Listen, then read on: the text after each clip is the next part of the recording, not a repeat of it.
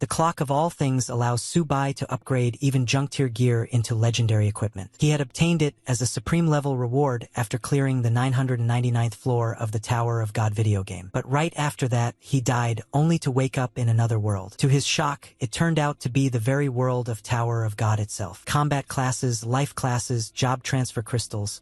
All of it was real here. Subai starts wondering if he has transmigrated into a parallel world where the Tower of God actually exists. Here, though, the tower has only been cleared up to the 99th floor. Subai feels this is exactly the kind of opportunity he wanted. If he is the one who cleared floor 999 in the game, then here he would be unstoppable. He thinks to himself that this must be the beginning of his peak life. Before he can get carried away, the teacher shouts at everyone to sit down quietly so they can receive their teleportation crystals. Once handed out, the teacher tells them to crush the crystal to begin their transfer and wishes them good luck and safe travels. The kids are hyped beyond belief, and even Subai admits to himself that he is quite excited. He crushes the crystal immediately. A notification greets him, welcoming him to the Tower of God. It says that personal information has been bound, data is being processed, and he should wait. Then another message dings, saying that the upload has failed, a pre-registered account has been detected, and it is attempting to log in. Subai feels his pulse race. If it can log into his old account, then he will be invincible. But soon another message arrives. The account information does not match, login has failed, and the system is attempting to clear data. Subai becomes furious. The thought of his old save file being deleted irritates him more than anything. And sure enough, in an instant, all his progress is erased. After the reset, he is welcomed once more to the Tower of God. He immediately recognizes the beginner town, the place where all new players gather to buy gear and supplies before stepping into the tower. While looking around, he receives another system message. Because he had cleared the 999th floor in the original Tower of God, he is being awarded the supreme artifact, Clock of All Things. He mutters in confusion to himself, wondering what exactly this is supposed to be. In the Tower of God, he recalls, items and gear are ranked by color. White for crude, gray for common, green for rare, blue for perfect, purple for epic, and orange for legendary. The Clock of All Things, however, is on a completely different level. This quality is marked as Supreme Artifact, a heaven-tier reward that has no level requirement. This effect is simple yet terrifying. Upgrade. The description says it is a clock that can successfully upgrade anything with a 100% success rate, though it comes with a very small price. The vagueness of the effect makes him uneasy, but since he is just a beginner and doesn't have much to upgrade anyway, he decides to look around town first. He even wonders if the tavern lady here would still remember him. Another announcement shakes the atmosphere. Since Yen Nation was the first to clear the newbie zone, all Yen Nation players are given a blessing. Stats increased by 10%. The crowd erupts in excitement, cheering for Sword God Lin, who had cleared it first. Subai checks his own stats and thinks aloud that since the Tower of God is now real, they can no longer treat it like a simple game. If someone dies here, they really die. Still, he notes, a 10% stat boost at the beginner stage is incredibly useful for job transfers. Then he remembers his supreme artifact. If it really works, even junk-tier gear can be upgraded straight into legendary. He tests it on his noob equipment. To his amazement, it succeeds. The Clock of All Things truly upgrades items at a 100% success rate. He stares at the newly transformed legendary gear in shock. Just as he is starting to feel overjoyed, another notification cuts him down. The system tells him that the action has failed due to insufficient coins. Subai suddenly realizes the harsh truth. He is completely broke. With a heavy sigh, he admits to himself that the first step in this world is not about conquering the tower. It is about making money. After all, in the Tower of God, money solves everything. At the Tower of God, beginners gathered in the thousands. The first announcement hit them like a hammer. Their beginner protection would only last 7 days. 7 days. Fail to change your class in that time, and you're expelled from the tower. That was why every newcomer's top priority was simple. Level up fast and get a class change crystal. Some were even willing to buy one from others at ridiculous prices. The crystals were that valuable. Even so, countless beginners were eliminated every single year. Inside the tavern, Subai leaned closer to the counter. He told the tavern lady that he had a few cocktail recipes and wanted to know if she was interested. One of them, he explained, was called Rare Beast Blood Wine, a drink so addictive it would keep customers coming back again and again. The tavern lady gave him a sharp look. She warned him that he'd better not be joking. Subai calmly offered to sell the recipe for 5 gold coins. He promised there was no trick involved. After a moment's hesitation, she agreed. 5 gold was nothing if the recipe was real. Still, she warned him that if he was lying, he wouldn't survive the consequences. Subai wasn't worried. He knew the recipe was genuine. It was only a basic tier 1, and he had knowledge of far better recipes tucked away in his mind. 5 minutes later, gasps filled the tavern. The wine glittered in the glass like a glowing red crystal. Everyone stared, wide-eyed. Then the crowd went wild. People pushed and shoved, fighting to get a sip. Exactly the reaction Subai had expected. The tavern lady tried it herself. Her eyes lit up. She immediately asked how many recipes he had, saying she wanted every single one. Subai chuckled. He told her he had 5 recipes in total, and since they now knew each other, he'd give her a discount. 20 gold coins for all of them. The tavern lady grinned. She told him he was quite the man, and that she was starting to like him. 20 gold coins in a single deal. Considering 1 gold meant 100 silver, and 100 silver meant 10,000 copper,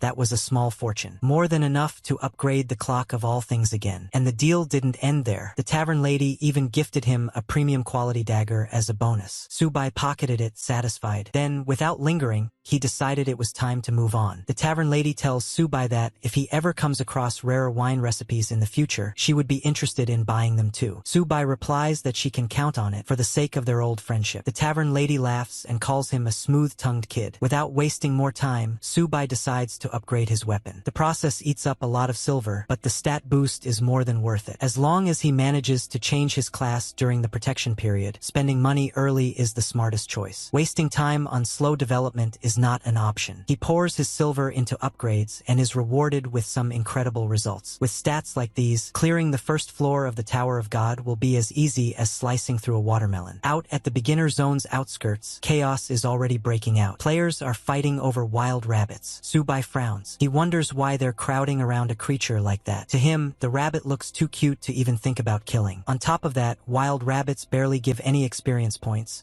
Not to mention they don't even drop copper coins. But when the other players notice him walking closer, they start shouting at him. They tell him not to go into that unguarded area because it's dangerous. Subai doesn't understand what they mean by unguarded area. And then, without warning, a snake bursts out. A wind serpent strikes at him in an instant. One of the players panics and yells for Subai to watch out and come back quickly. He shouts that it's a wind serpent, one of the most dangerous monsters for beginners. Subai only smirks. He mutters that a tiny serpent like this isn't even enough to get stuck between his teeth. With one swift strike, he kills it instantly. The crowd freezes in shock. They whisper in disbelief, asking how he could possibly kill a level 1 wind serpent so casually. Subai waves it off and says there was nothing difficult about it. It only took a flick of his hand. Still, the other players keep warning him. They remind him that if a wind serpent lands a critical hit, it can kill a beginner instantly. With their weak gear and low stats, none of them could survive it. Dying once in this world means being gone forever. Subai just tosses a few copper coins toward them and thanks them for the warning. He tells them to take care of themselves too. The players wish him luck as he walks away, though once he's gone, their tone changes. They whisper to each other about how reckless he is. One of them complains that he even tried to help Subai but got brushed off coldly. He mutters that Subai will probably be dead in 5 minutes anyway. Meanwhile, Subai pushes further outside the safe zone. He notes with satisfaction that there are far fewer players here. That's exactly what he wanted. Another wind serpent appears, but just like before, Subai cuts it down in an instant. This really was just like the game Tower of Gods. But leveling up through rabbits and wind serpents felt painfully slow. Subai realizes that if he wants real progress, he will need to kill more monsters and push through the first floor as quickly as possible. More wind serpents suddenly slither out from the grass, but he cuts them down one after another. Instead of feeling tired, he feels excited, almost playful. Hunting monsters like this was definitely faster, but the drop rate was still frustratingly low. Then, an announcement shakes the entire tower. Season 10 of Tower of Gods has officially begun. All first-time players will receive the tower's blessing. Kill records in the beginner zone have been reset. Luxurious rewards await the first killers. New players, give it your all and surpass the pioneers. The words make Subai pause. Season 10, so that meant the race had officially started. If that was the case,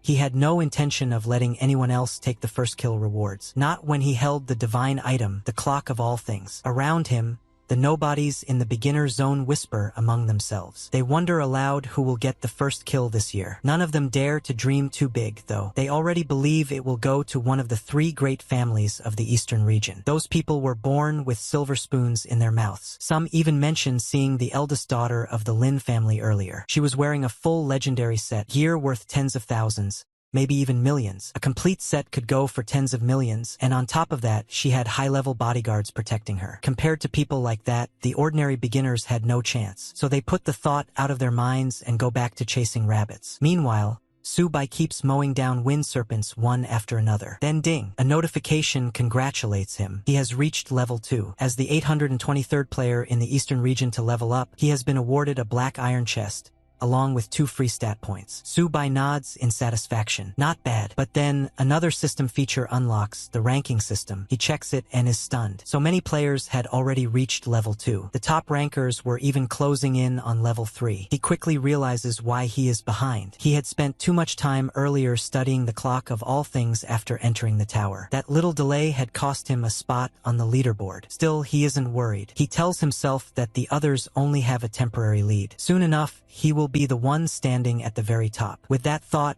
he focuses on the black iron chest he just received. He wonders what kind of reward might be waiting for him inside. Subai opened the black iron chest. Inside he found only a basic cloth armor and 30 copper coins. The system then told him to select which gear he wanted to upgrade. Now he had a weapon and some armor. He thought about it. The beginner boss wouldn't hit that hard anyway, so defense didn't matter much. What mattered was damage. He chose to upgrade the dagger. The system asked how many times. The maximum was 8. Each upgrade would cost 50 copper coins. Without hesitation, Subai decided to push it straight to the maximum. 8 upgrades in one go. More than 9 silver coins gone at once. But he could afford it. The stats refreshed. Only the first upgrade improved the base attributes, while the rest just stacked more attack power. Even so, his total attack was now close to 100 points. It was still labeled as excellent grade, yet the numbers were already on par with rare weapons. Subai knew then, this mysterious watch really was a legendary treasure. With this tool in hand, it was time to step onto the first floor of the Tower of God. The beginner boss, however, only spawned 10 times on the first day. Whoever killed it earned the right to enter the tower. Even teams could only secure a limited number of spots. And the first killer? Almost guaranteed entry. Subai hurried to the boss's location. But when he arrived, he heard the clash of steel and the roars of goblins. Someone was already there. He couldn't believe it. The first kill was supposed to be his. On the field,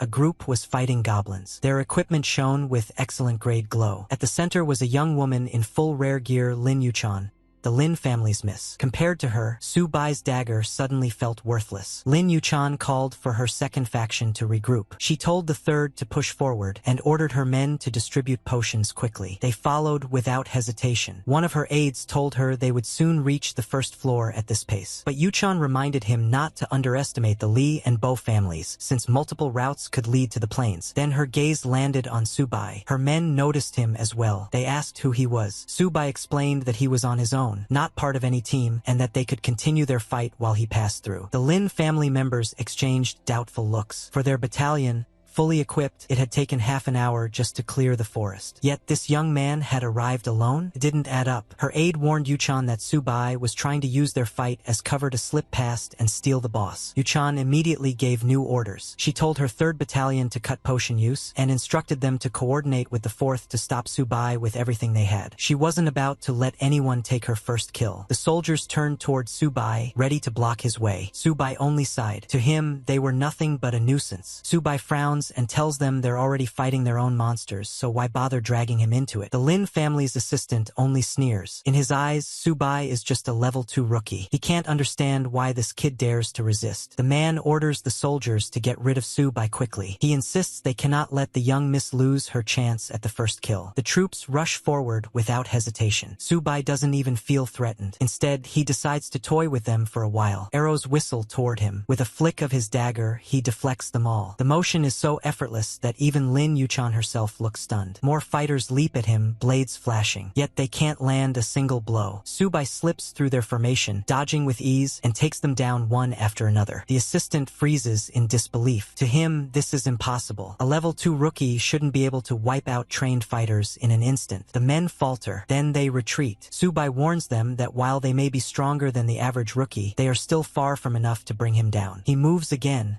striking with precision. Critical hits land one after another, dropping soldiers before they can react. The assistant blurts out in shock that these are critical hits. He can't process what he's seeing, but then he quickly shouts for everyone to fall back. Even while retreating, he grits his teeth and warns Su-bai not to get too cocky. He asks if Su-bai even knows whom he has angered. Su-bai dismisses him coldly. He tells the man that he doesn't care who they are. Anyone who stands in his way won't walk away unscathed. The threat hits hard. The assistant's face twists with rage. Before he can retort, Lin Yuchan suddenly cuts in. She tells her aide, Zhang Fei, to shut up. Then she looks at Su-bai and calmly suggests that perhaps they should make a deal. Everyone is stunned when Lin Yuchan suggests making a deal. Su-bai narrows his eyes, curious about the details. Yuchan studies him carefully. He arrived alone, yet from the way he fought earlier, he is clearly no ordinary player. She tells him that there can be no understanding without a fight and asks him to name his price. Her assistant, Zhang Fei, looks uneasy, but Yuchan silences him. Delaying their progress in the Tower of Gods would bring real consequences, and she knows very well that Zhang would never be able to shoulder that responsibility. Su-bai finally speaks. He tells them that the matter is settled. He guarantees he won't attack again. In return, they must pay a protection fee based on headcount, 1 silver coin per person. To him, that is a fair price. Zhang explodes in anger, demanding to know if Su-bai is dreaming. But Su-bai only replies coldly that this is the cost of keeping their lives, and asks if anyone has any objections. Once again, Yuchan cuts Zhang off. She accepts Su-bai's demand, but instead offers him 3 gold coins, saying he can consider the rest a token of friendship. She also asks him to add her as a friend. Su-bai then tells her that to add her as a friend, 1 more gold coin is required. To everyone's disbelief, Yuchan agrees. Those behind her clearly dislike the arrangement, but none dare to oppose her decision. Zhang mutters that this stranger is blatantly exploiting the situation. Ignoring him, Yuchan proposes something else. She suggests that Su-bai join them to hunt the beginner area boss together, so they can claim the first kill reward. Su-bai thinks to himself that the first boss in the eastern beginner area must be very important to her. He agrees, but adds a condition. He will lead the group. This pushes Zhang over the edge. He snaps that Su-bai must be dreaming. Lin family elites trained since childhood have no reason to follow a mere level 2 rookie. Su-bai remains firm. If they want to kill the boss, they must follow his orders. Otherwise, he has nothing more to say. He won't let anyone slow him down. Yuchan surprises everyone by agreeing to his demand. Zhang, however, protests again. He reminds her that Su-bai is a stranger and not someone they can trust. But Yuchan dismisses his objection. She tells Su-bai that, while he may move freely, leadership is something she cannot hand over. Su-bai doesn't argue. He simply says that if that is the case, then there is no need to waste more words. He turns to leave. Yuchan calls after him, asking if he doesn't want to reconsider. She offers him 100 gold coins. Su-bai only replies that the first kill reward is worth far more than 100 gold, and he won't let them waste his time. Zhang sneers at his retreating back, saying that this man thinks he can break the world record for the first kill. To Zhang,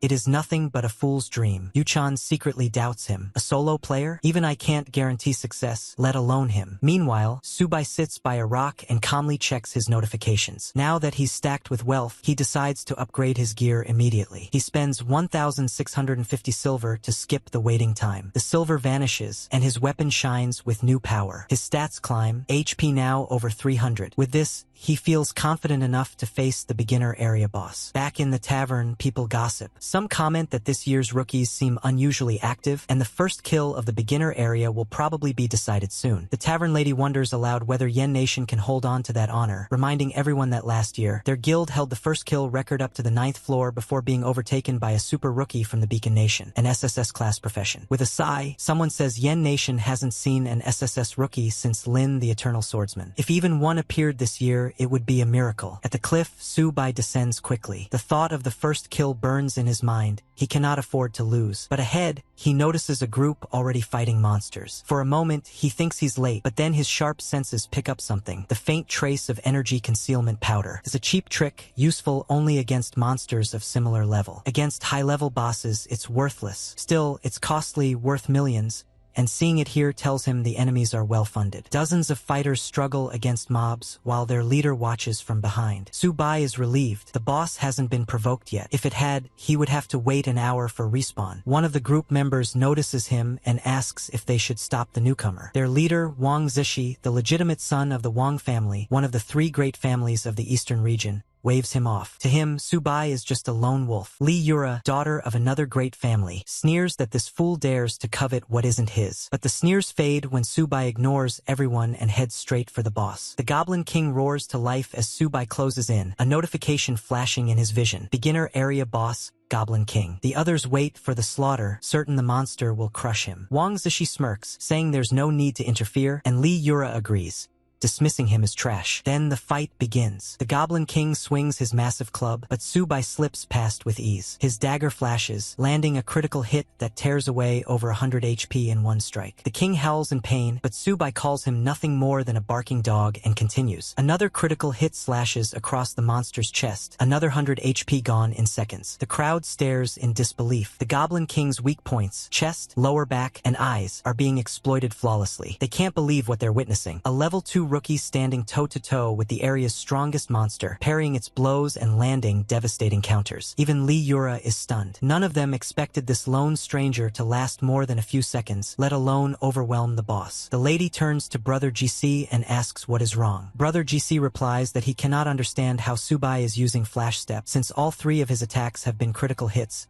something that should not even be possible. Flash Step is a high-level technique that even top players rarely manage to use, so this sight leaves everyone unsettled. They begin debating what to do next, wondering if they should take him down right away. But Brother GC tells them not to rush. No matter how strong Subai looks, there is no way he can finish the boss in a single strike. He reminds them of the mantis and cicada proverb, saying that they should wait until Subai is nearly at his limit, then strike when the opportunity is perfect. Meanwhile, Subai continues the fight with the Goblin King. He tells himself that defeating this opponent will be no harder than chopping vegetables. The monster swings at him again, but Subai answers with another precise slash that lands as a critical hit. He remarks mockingly that screaming will not help the Goblin King, and then strikes at its kidneys. The monster howls in pain, but this time the roar sounds different. Subai quickly realizes the boss might be summoning reinforcements. The other spectators soon notice it too. Just when they thought the battlefield was almost cleared, more goblins begin to appear. The lady points out that the boss has summoned goblin guards. Brother GC immediately orders everyone to switch into assault formation and break through the encirclement. His teammates rally behind him, encouraging each other to give it their all. The lady, frustrated, wonders aloud if these endless goblin guards are appearing because of Subai. Brother GC ignores her complaint and gives another command, telling everyone to clear a path for him. His teammates respond with determination, saying they will get him through and urging him to take the lead. Another member adds that they will carry him forward, all shouting encouragement for Brother Wang to push ahead. In his own thoughts, Brother GC believes there is still time. With Subai's damage output, there is no way he could possibly deplete the boss's remaining health instantly. By using a magic scroll, Brother GC is certain he can secure victory and claim the first kill in the eastern zone for himself. He vows not to let anyone else steal that glory. But Subai also sees through their scheme. He understands that they are planning to strike at the last possible moment to steal his achievement. He notices that they have even brought along a mid-grade magic scroll, proof that this is indeed a wealthy rival trying to overpower him. Still, Subai feels a surge of defiance and tells himself that he wants to see them try. At that moment, Brother GC declares that Subai will be destroyed along with the boss. He then activates the mid-grade flame burst scroll, unleashing a massive explosion across the battlefield. Everyone around begins cheering, believing that their leader has finally done it. They praise Brother GC as awesome and assume the victory is his. But the supposed winner himself grows uneasy. He starts to worry when the system remains silent. Then, with growing dread, he blurts out why the system hasn't announced the result yet. At that very moment, the notification appears. It declares that the East Zone beginner town boss has been defeated by player Subai and encourages everyone else to keep working hard. The news hits the entire crowd like a thunderbolt. Their excitement collapses into shock and disbelief. Many cannot understand how this outcome is even possible. Even Brother GC himself mutters that it makes no sense for Subai to one-shot the boss. Subai, standing over the fallen Goblin King,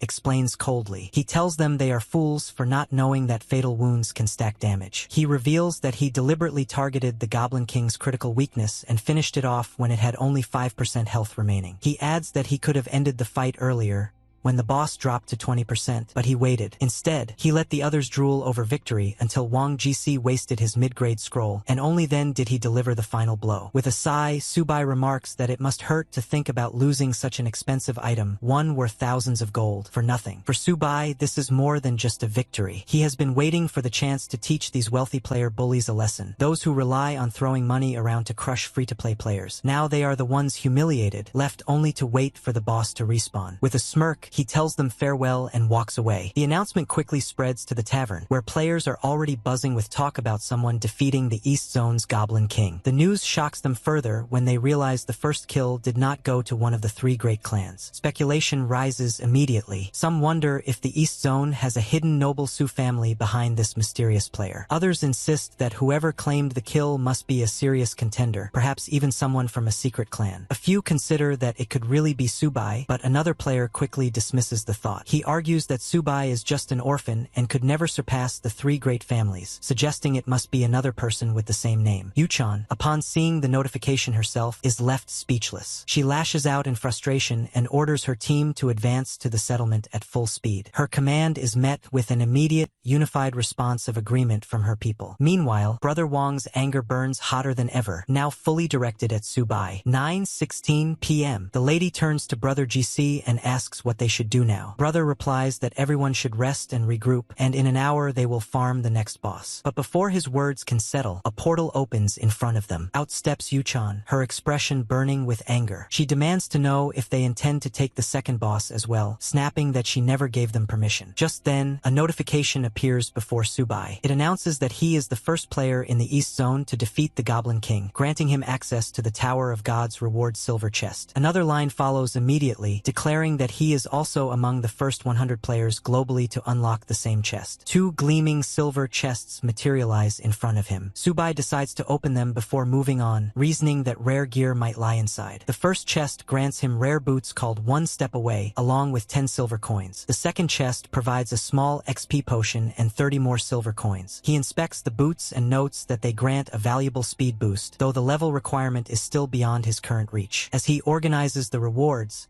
another thought strikes him. Since he secured the first boss kill, the Season 10 Global Tower leaderboard should now be open. He pulls it up and checks his standing. His name appears at rank 98. It's a surprisingly low placement, considering he left the beginner village less than 2 hours ago and already killed the Goblin King. He realizes that the top players in other regions must have defeated their bosses nearly an hour earlier. Clearly, wealthy and powerful competitors are not limited to the East Zone. They are scattered across the world. Determined not to fall behind, Subai immediately consumes the small XP potion, gaining a temporary 10% boost to experience gain. He steels himself, thinking that he has no time to waste. 9:16 p.m. With the buff active, he prepares to grind as quickly as possible. Turning back to the portal that has opened, he steps forward without hesitation. He is eager to see what awaits inside, the first dungeon of this season's Tower of Gods. Subai steps into the Tower of God's first floor and immediately recognizes it as the Dark Maze. The tower's beginner zone dungeons are infamous for their variety, each one entirely different in theme, layout, and enemies. Dark Maze, though only an entry-level floor, is notorious for being mid to high difficulty. For most new players, it is a death trap, but Subai remembers this place. Every path, every turn, every hidden dead end. He had memorized it all from his years in the game. The maze hasn't changed. The same patterns still apply, and that gives him a major advantage. Before he can take more than a few steps, however, a pale hand bursts through the ground. A gaunt figure drags itself up, skin stretched over bones, eyes glowing faintly. A notification identifies it as a ghoul. Subai recalls their traits: fast, aggressive, and lethal in groups. If they manage to encircle him, he's done for. He reacts instantly, activating Flash Step to close the distance in a blur and driving his blade into its skull. The critical strike drops the monster instantly, but another ghoul erupts from the floor right behind him. Without hesitation, Subai pivots, strikes again, and lands another decisive blow. This one also falls. The chain of kills, combined with the Goblin King's earlier XP, pushes his level up to 3. Encouraged, he presses deeper into the maze. Soon, he reaches a fork where 2 glowing inscription tablets await, one blue, one red. The blue tablet signifies an easy route, while the red marks the hard path. Subai doesn't hesitate. Harder paths mean greater rewards, and he chooses red. The tablet vanishes, and a massive door materializes in front of him, thrumming with ominous energy. Meanwhile, far away in the Yen Kingdom, the Yeo Dynasty Guild headquarters is abuzz with reports. In the guild's conference room, a woman delivers her update. Young Master Junkai's progress has been smooth so far. Sitting at the head of the table, guild leader Zhou Wang listens with a calm but stern expression. He reminds her that an early lead is meaningless, that the title of Rookie King only belongs to the one who seizes the final prize. The woman smiles politely, insisting that with Zhou Wang's careful arrangements, young Master Junkai is all but guaranteed victory this season. But her words ignite the leader's fury. He roars at her, calling her a fool, warning that the Rookie King is not a title that can be inherited or bought. Every past king carved their name with blood and survival against overwhelming odds. One of the guild's assistants bows his head, agreeing with the leader's criticism. Zhou Wang exhales slowly, temper cooling. He admits softly that he only hopes his son will not disappoint him. Back in the maze, Subai's situation grows harsher. Ghouls continue clawing up from the floor, their shrieks echoing through the darkness. They try to encircle him, lunging from every direction, but Subai stays sharp, cutting them down one by one before the trap can close in around him. So far, Subai's critical hits have been carrying him well. In less than half an hour, his kill count has stacked up, and the tower's generous experience rates keep pushing him forward. After finally clearing a room full of ghouls, something unusual catches his eye. A gray tablet half hidden against the wall. It marks a hidden chamber. Picking the hard route has paid off, and this is his bonus. He decides to go inside. The moment he enters, more ghouls surge out of the ground, far more than before. Their shrieks echo in the chamber as they swarm from every side. He counts quickly. There must be at least 50. With no hesitation, he dives into battle, slashing through them in a blur. Flash step becomes his rhythm, his blade carving critical strikes as bodies collapse one after another. Half an hour later, the final ghoul falls. Subai is breathing hard, but the notification flashing before his eyes makes it worthwhile. He is leveled up to 4 and gained 2 free attribute points. With the hidden room cleared, he is awarded an S-rank battle evaluation, a perfect clear. The tower grants him 1,000 experience points and a stack of gold. His balanced attribute growth makes him grin. It is exactly what he was aiming for. Now he feels ready. The time has come to challenge the floor's boss. Checking the global rankings, he sees Zhou Junkai sitting at number 1, Lin Mengxian at number 2. Yet neither name shows a boss clear. Subai takes it as a challenge. If no one else has claimed the first clear, then he will. He pushes open the door to the boss chamber. Inside are rows of towering statues, all frozen in place, surrounding a massive goat-headed figure seated upon a throne in the center. The floor 1 boss, the Minotaur, level 5, 55,000 health points, and infamous for punishing careless adventurers. Around him,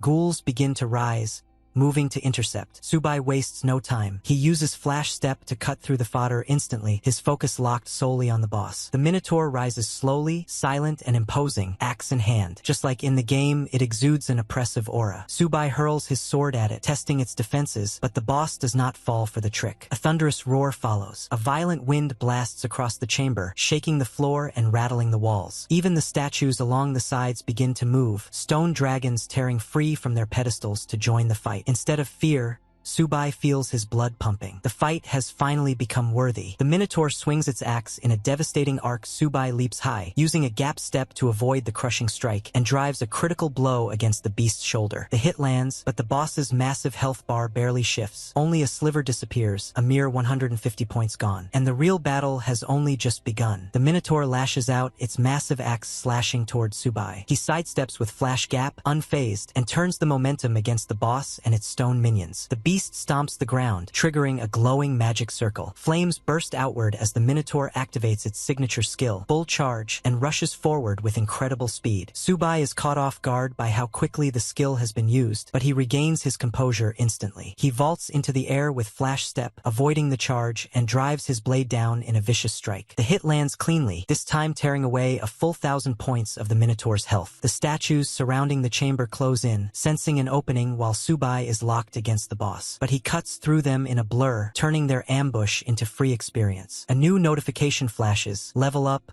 level 5, plus 2 attribute points gained. Without hesitation, he equips a new pair of boots, boosting his speed to terrifying levels. Now he's everywhere at once, darting across the arena faster than the boss can react. The Minotaur roars and swings, but every attack misses as Subai circles it, striking from all directions. The monster grows frantic, unable to lock him down. When he suddenly appears behind it, the Minotaur tries to counter by entering its berserk state. But Subai anticipated it. With its stamina burning too quickly, the effect fizzles out before the boss can land a decisive blow. Subai seizes the moment. A deep stab tears through its hide, inflicting heavy bleeding, and its health bar plummets. The Minotaur is left staggering, an easy target. Subai presses in mercilessly, delivering a final critical strike that rips away 3000 HP in one blow. The towering beast collapses onto the stone floor, its body dissolving into motes of light. The tower's system flares with a congratulatory message. Boss Minotaur slain. Tower of Gods. Floor 1 cleared. His reward, an entry ticket to Floor 2. The system congratulates Subai once more. A notification announces him as the first player of Season 10 to slay Floor 1's boss, granting him a golden treasure chest, a beginner's experience orb,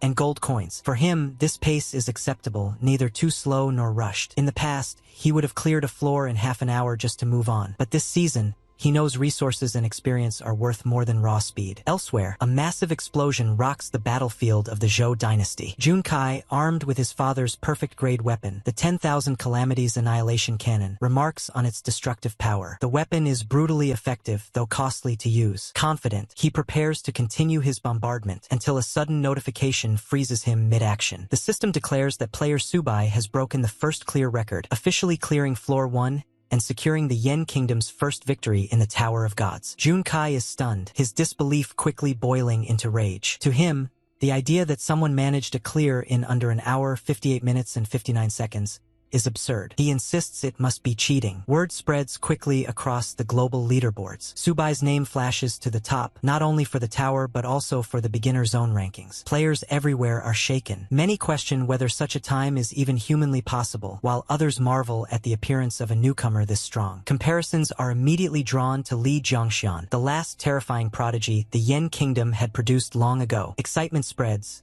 This year's Rookie King title might belong to the Yen Kingdom once again. At the headquarters, the kingdom's leader studies the leaderboard, though his assistant tries to calm him, reminding him that young Master Zhou's time was still among the best in history. The leader remains furious. For him, there is no consolation in second place. A loss is a loss. Still, the assistant reminds him there are 9 more floors to go. If Junkai manages to complete his job transfer early, there is still a path to overturn the standings and seize the Rookie King crown. The leader orders an investigation into the identity of the record-breaking newcomer. The assistant immediately agrees, hurrying to carry out the command. Elsewhere, Yuchan sends a direct message to Subai. She first questions if he was the one who interfered with Wang Jiqi and Li Yuran's boss kill, then acknowledges that he has truly seized the world's first clear record. Finally, she offers an invitation. If he is interested, the Lin family would gladly welcome him as an ally. Standing near the portal, even she admits that they had underestimated him. Meanwhile, Subai stands before the golden treasure chest, the kind that only appears for first boss kills and major events. As the very first chest of the season, he knows it must contain something extraordinary. When the lid opens, golden light floods the chamber. Inside lies a perfect-grade item, the golden hoe. Subai stares in surprise,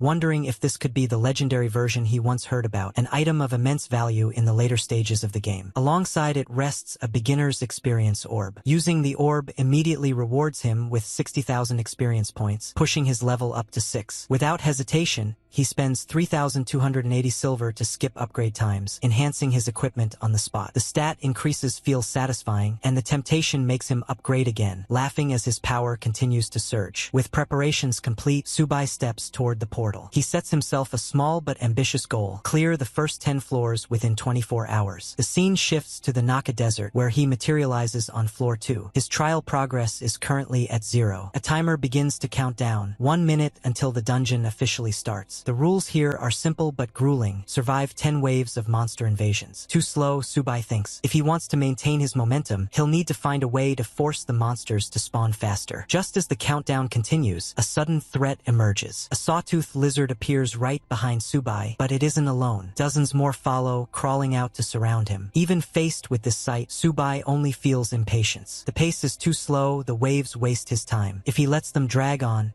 his first clear record will slip away. So instead of waiting, he takes the initiative. His blade flashes, every strike landing a critical hit, and in moments the entire group is reduced to corpses. The system timer keeps ticking. Normally, surviving the wave should take 10 minutes, but Subai finishes in less than 2. Another surge of monsters pours out from the portal, but he dismisses them as still too slow. To accelerate the trial, he activates one step away. Since fate had given him such a glorious restart, he vows to push beyond every limit he once knew. Each monster falls to a single blow, and he declares that he will break all the records from his past life. Moving with relentless speed, he tears through Wave 2, Wave 3, Wave 4, and Wave 5 without pause. At last, he steps into the boss chamber of Floor 2. Waiting there is the little werewolf, growling with challenge. Subai hardly considers it a threat. He simply wants it to die quickly and not waste his time. With one strike of steel flash, the creature collapses. The clear notification rings out, awarding him a Floor 2 entry ticket to proceed to the next level. Laughing to himself, Subai turns toward the reward waiting at the center of the chamber, another golden treasure chest. He opens it eagerly, and as expected of a perfect clear chest, brilliant light spills forth. Inside rests a piece of perfect grade equipment, linked purple gold armor. He upgrades it once,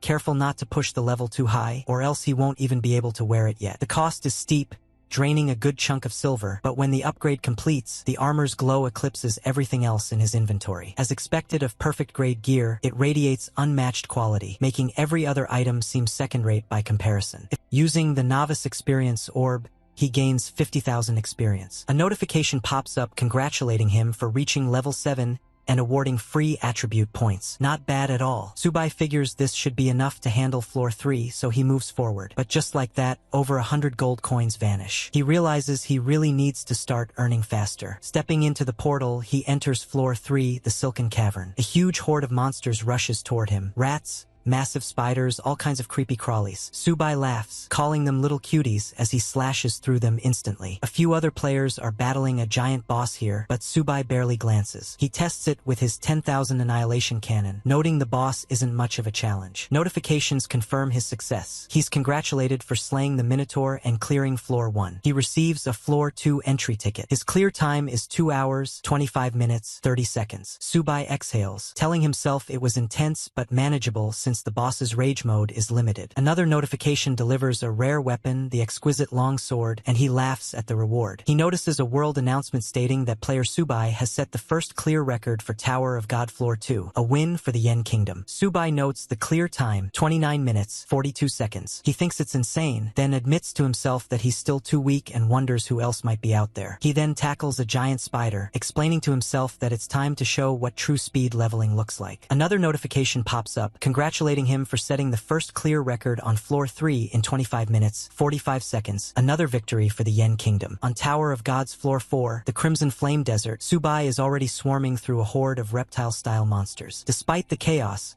he sets the first clear record, finishing in 22 minutes and 23 seconds. On Floor 5, the Misty Swamp, he moves even faster, taking down the monsters and clearing the floor in 19 minutes, 58 seconds. News spreads like wildfire. Everywhere, people talk about Subai's insane speed. 3 floors cleared in barely over an hour. It's unreal. Whispers float around. Is he a genius? A monster? A god? Some claim he just gets stronger the higher he climbs, while others wonder if maybe the rookie floors this season are unusually easy. Someone brings up Zhou Junkai, the Dynasty Guild Master's son, noting that he heard Junkai brought the 10,000 Annihilation Cannon into Floor 1. Another confirms it, explaining the cannon vanished from the weapon rankings, probably melted down into a newbie weapon. Yet everyone wonders if Subai somehow snagged an epic-grade weapon for himself. Later, in a strategy group meeting, a cluster of Yen Kingdom elites stands around. Pai Lingxiu comments on how intriguing Subai is, while Nancian adds that his background is a complete mystery. No parents, no backing, and at school, his combat class scores were unremarkable. Pai Lingxiu wonders aloud if Subai might have discovered something extraordinary in the tower. Nancian points out that even for the first-tier strategy group, epic-grade gear is incredibly rare. Only about 10 exist across the entire Yen Kingdom. She teases that Subai must have some nerve, being one of the top 5 assassins and already coveting a kid's weapon. Another member notes it's easy for her to say, considering she wields the silk-tasseled Fire Phoenix Spear, while most in the group don't even have a full set of perfect-grade gear. The discussion escalates until the strategy group captain, Su Kong, steps in, frustrated, telling everyone to calm down. Captain Kong tells the group that if Subai comes out without pulling an S-rank or higher job transfer crystal, they should try to buy his epic weapon. But if he does pull one, they'll invite him for a strategy group trial. One of the members cautions the captain, saying the second-tier team is essentially a reserve squad, and that newcomers should start in the rookie squads first. Only if they perform well should they move up to the third-tier team. Kong interrupts, saying that the rookie squads these past 2 years haven't produced much. If Subai can become rookie king, there's no harm in cultivating him. The member opens his mouth to argue, but Kong simply walks off, declaring the matter settled. Nancian is reminded to worry about her own progress. If she can't make her second transfer this month, she might roll down to the second-tier team. Meanwhile, through another portal, Subai checks his character attributes. He notes that his luck isn't bad. Every level up gives him 8 random stats, but upgrading gear is draining him. Each upgrade now costs about 13 gold, and with only 300, he can't afford many. Clearing floor 10 will net him roughly 500 gold, and claiming the Rookie King title adds another 200. Still, he worries about where he'll get more money. He's basically broke. Then he remembers Lin Yuchan's messages. She'd asked if he was the one who sniped Wang Jaisai's boss, congratulated him on the first clear record, and offered cooperation. The Lin family is willing to welcome him as a guest retainer, even offering a 20 million annual contract, later raised to 30 million. They'd already transferred 100,000 in real currency to his account, calling it a red packet in case the deal didn't work out and apologizing for chasing him earlier. After reviewing the messages, Subai decides it's time to do some business. He messages Lin Yuchan, asking if she's interested. She immediately replies, asking about the price of job transfer crystals. Subai sets the rates. D rank, 1 gold, C rank, 5 gold. Anything above C, negotiable. Lin Yuchan notes that this is far below market price, but agrees anyway, saying she'll take them all. Subai tells her he has 13 for now, with more to come, and gives her 6 days to raise funds. They'll trade once he exits the tower. Lin Yuchan confirms. Subai chuckles to himself, noting just how much power the rich wield. With the deal set, he turns back to leveling, moving toward another portal to enter floor 6. The 6th floor is Wild Oasis. Among the Grand Canyons, a few wyverns circle the skies. Subai looks around and says that Wild Oasis is a leap in difficulty. He explains that the boss here is a roaming type with no fixed spawn point, meaning luck will play a big role. Luckily, he has a flying dragon crossbow upgraded to +10. It's rare grade and has impressive attack power. He equips it and remarks that it's a good thing he prepared long-range gear in advance. Still, he admits he didn't bring enough arrows,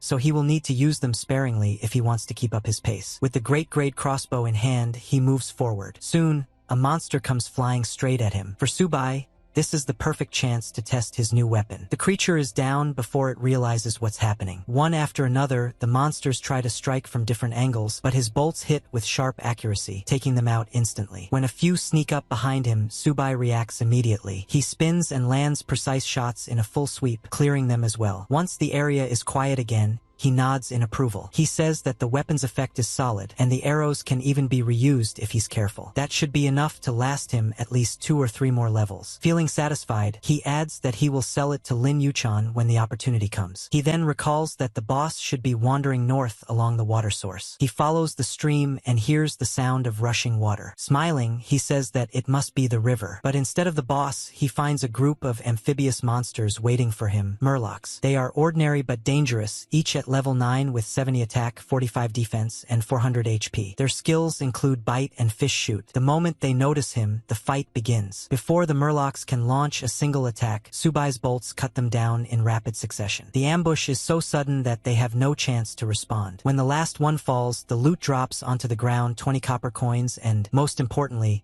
a B-rank job transfer crystal. A system notification prompts him to pick it up. He laughs to himself and says that the rumors about this floor's high drop rate seem to be true. Without wasting time, he lists the crystal for bidding, curious to see how will the response be. Lin sees the trade request and remarks that, as expected of Subai, he is very efficient. She offers 10 million in cash, along with 100 gold coins as the highest bid, plus another 1 million cash. Subai agrees, and Lin responds that they have a deal. With the transaction done, Subai keeps on hunting monsters. As he continues, he notes that this way of making money is not slow at all. Then he hears something different.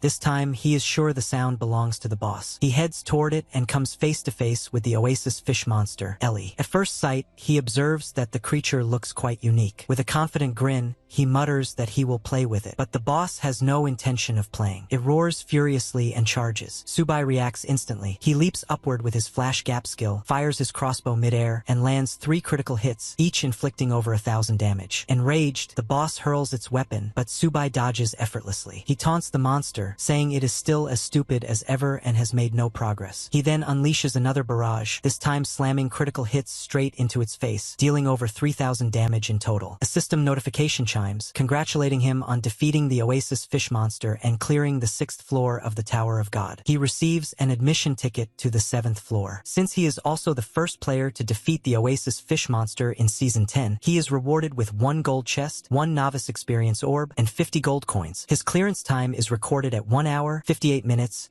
and 59 seconds, setting a new first clear record for the 7th floor. He also earns the title Murloc Hunter. Though he admits the level took more time than expected, he feels the extra rewards are worth it. 5 silver treasure chests appear around him. One after another, the notifications inform him of the loot: 10 small blood replenishers, 5 gold coins, 50 silver coins, and a piece of excellent grade equipment, the Fish Demon Gauntlets. He also acquires 10 small experience potions and 30 copper points. Looking over the rewards, he mutters that the drops are not extraordinary but still better than nothing. Examining the Fish Demon Gauntlets, he decides to upgrade them. After enhancing them to +8, he equips the gauntlets and notes that their properties are impressive enough to use for now. With his new gear in place, Subai heads toward the portal leading to the 7th floor. He sets his sights on a clear goal: to conquer the first 10 levels within 20 hours. He tells himself that if he can finish within a day, the Rookie of the Year title will surely be his. But just as he prepares for the next step, a global announcement resounds across the tower. It congratulates player Lin Mengswan for obtaining the S-level profession, Berserker. The news surprises Subai. He winces and admits to himself that he hadn't expected the first S-level player to be Lin Mengswan, wondering how that guy managed to appear so quickly. People everywhere start talking about Lin Mengswan. Many wonder whose eldest daughter she is, since the Lin family from Beijing already has a Lin Mengswan who married Li Jianxian. That Li Jianxian is an invincible figure, ranked number 1 in the world. When the news spreads, most players can't believe their eyes. From their perspective, Lin Mengswan has the potential not only to become Rookie of the Year, but maybe even surpass future competitors. After all, someone who climbs to the very top can sometimes outshine even the current first place. If even the second-ranked player can't deal with such a person, then what hope do the rest have? The shock grows when people realize this Lin Mengswan is actually Li Jianxian's future daughter-in-law. That connection makes her rise even more intimidating, because it means Li Jianxian's power and influence will likely back her up. Still, it feels impossible. Subai has already reached the 7th floor, yet she hasn't cleared past the 3rd. But with her pre-job change completed, her combat power will increase dramatically. By the time she reaches level 10, her strength will be undeniable. Some players speculate further. One woman points out that Li Jianxian must have prepared big tricks for her, because there's no way he wouldn't. Another guy agrees, adding that even the king of Zhou handed down his weapons to his son. Meanwhile, someone checks the ranking list. It shows Subai in 1st place, Lin Mengswan in 2nd, and Zhou Junkai in 3rd. Zhou Junkai himself grows irritated as he stares at the board. Muttering to himself, he says it's fine to be behind for now. Once they all reach the 5th floor, he'll make them suffer. Back inside the tower, the 7th floor reveals itself as the Dark Castle. To most, the monsters here are terrifying, but to Subai, they're nothing more than piles of old bones. He remembers their weak spots perfectly and keeps landing critical hits, clearing enemies with ease. It looks like even this floor won't slow him down for long. Elsewhere, on the 4th floor, the Scarlet Desert, Lin Mengswan is pushing herself hard. She refuses to lose to anyone. Even though she has just gained the Berserker rank, she knows she must push past Subai if she wants to secure her place at the top. Zhou Junkai finally reaches the Tower of God's 5th floor, the Misty Swamp. Laughing proudly, he declares that with the Fate Stone fragment, he can finally change his job. A notification soon confirms it. He has obtained an SS-level job change crystal and successfully transferred to the rare SS rank gunner class. But while Zhou is celebrating his breakthrough, Subai is already far ahead. He's battling through the Tower of God's 8th floor, the Abyss of Pain. The grim Reaper-like monsters that lurk here don't stand a chance. Subai keeps landing critical hits, shattering their bones one after another. He even mocks them, laughing as he points out how useless they are since they're nothing more than bone monsters. At this point, only 2 more floors remain before he reaches his goal. Meanwhile, Lin Mengswan, holding 2nd place, is still stuck on the 6th floor. Determined, she tells herself that she will catch up to him no matter what. But fighting the monsters here is no easy task. She realizes she's wasted too much time in the oasis and pushes herself harder, desperate to close the gap. By now, Subai has already entered the 9th floor, Nightmare Town. The place disgusts him, the monsters, the atmosphere, everything feels rotten. He grumbles about how he doesn't even want to stay here longer than necessary, so he rushes forward, clearing enemies as quickly as possible. While Lin Mengswan struggles her way into the 7th floor, Subai pushes straight into the 10th Nightmare platform. There, he finally comes face to face with the floor boss, Nightmare Harms. Subai doesn't waste time. He calls it the Little Nightmare and says this is the final hurdle standing between him and the Rookie King title. The monster roars back, unwilling to tolerate his mockery. But Subai isn't interested in playing around. He charges in, striking directly at its kidneys, forcing the boss to stagger. Nightmare Harms tries to grab him, threatening punishment for daring to desecrate the Nightmare's domain. Subai just scoffs, kicking its hand away in midair. He mocks the boss, saying that trick didn't work before and won't work now, before finishing with a ruthless strike, telling the monster its rightful place is in hell, not standing in front of him. With one massive strike, Subai finally takes down the boss. The monster lets out a pitiful cry, insisting that nightmares are supposed to be invincible and wondering how it could possibly be defeated by a mere young man. Almost instantly, a wave of notifications fills Subai's vision. He is congratulated for breaking the first kill record, clearing the 10th floor of the Tower of God, and securing yet another victory for the Yen Kingdom players. His clear time is recorded at 54 minutes and 23 seconds. The system also announces that he is the very first player this season to conquer the 10th floor. As a reward, he receives a random SSS-level job transfer crystal and, at last, the long-awaited Rookie King title. The title boosts monster hunting experience by 100%, passively increases all attributes by 20, and remains valid until the start of the next season. Subai can't help but feel delighted. He remarks to himself how he has finally achieved both the SSS-level crystal and the Rookie King title, something he never managed to obtain even after clearing 999 levels in his previous life. Looking ahead, he notices the line of gleaming gold treasure chests waiting for him. He decides to open 5 at once, hoping for something worthwhile. From the first, he is congratulated for obtaining the rare grade weapon, the White Tiger Sword. However, he dismisses it as underwhelming, noting that its attributes aren't really suited for his build. The next chest grants him a lost treasure map, which excites him. He reflects on how useful treasure maps can be, since with enough luck, they may lead to perfect grade equipment. Another chest rewards him with a rare grade energy shield, followed by a light effect stone. He acknowledges that while the shield isn't particularly useful for him, the stone is valuable, as it allows equipment to be hidden and prevents unnecessary trouble. Finally, he draws the perfect grade equipment Fire Dragon's Fist. This catch immediately grabs his attention, and he quickly tries it on. He notes that the stats on the gloves are close to epic level, and the flashy movements created when wielding them are impressive. He feels confident that this weapon will make it much easier to deal with tougher monsters moving forward. Satisfied, he opens up his stat window to review his current progress. His profile shows: name, Subai. Level, 10, cannot be upgraded yet. Occupation, not yet changed. Strength, 80+8. Agility, 80+8. Physical, 80+8. Spirit, 80+8. Health, 880. Constitution multiplied by 10. Subai checks his stat window once more. His magic value is 880, calculated from spirit multiplied by 10. His physical attack comes out at 176, strength multiplied by 2, while his magic attack is also 176, spirit multiplied by 2. His equipment slots look stacked. The Clock of All Things, a supreme artifact, Fire Dragon Fist +1, perfect grade. Chain Purple Gold Armor +1, perfect grade. Flying Dragon Crossbow +1, perfect grade. Exquisite Dagger +8, excellent grade. And one step away, rare grade. His constitution sits at 10 times the base, and to top it off, he also has the Fire Dragon Belt +1, perfect grade. Chain Purple Gold Tube +1, perfect grade. Flying Dragon Crossbow +10, and an Exquisite Lantern Sword +8, excellent grade. Looking at all this, he grins and tells himself that, with these stats, upgrading through the Clock of All Things will turn his punch into something deadly. He then decides to clear out the remaining 30 or so silver treasure chests, mostly to exchange for money. The notifications keep rolling in: congratulations for receiving exquisite swords, an iron sword,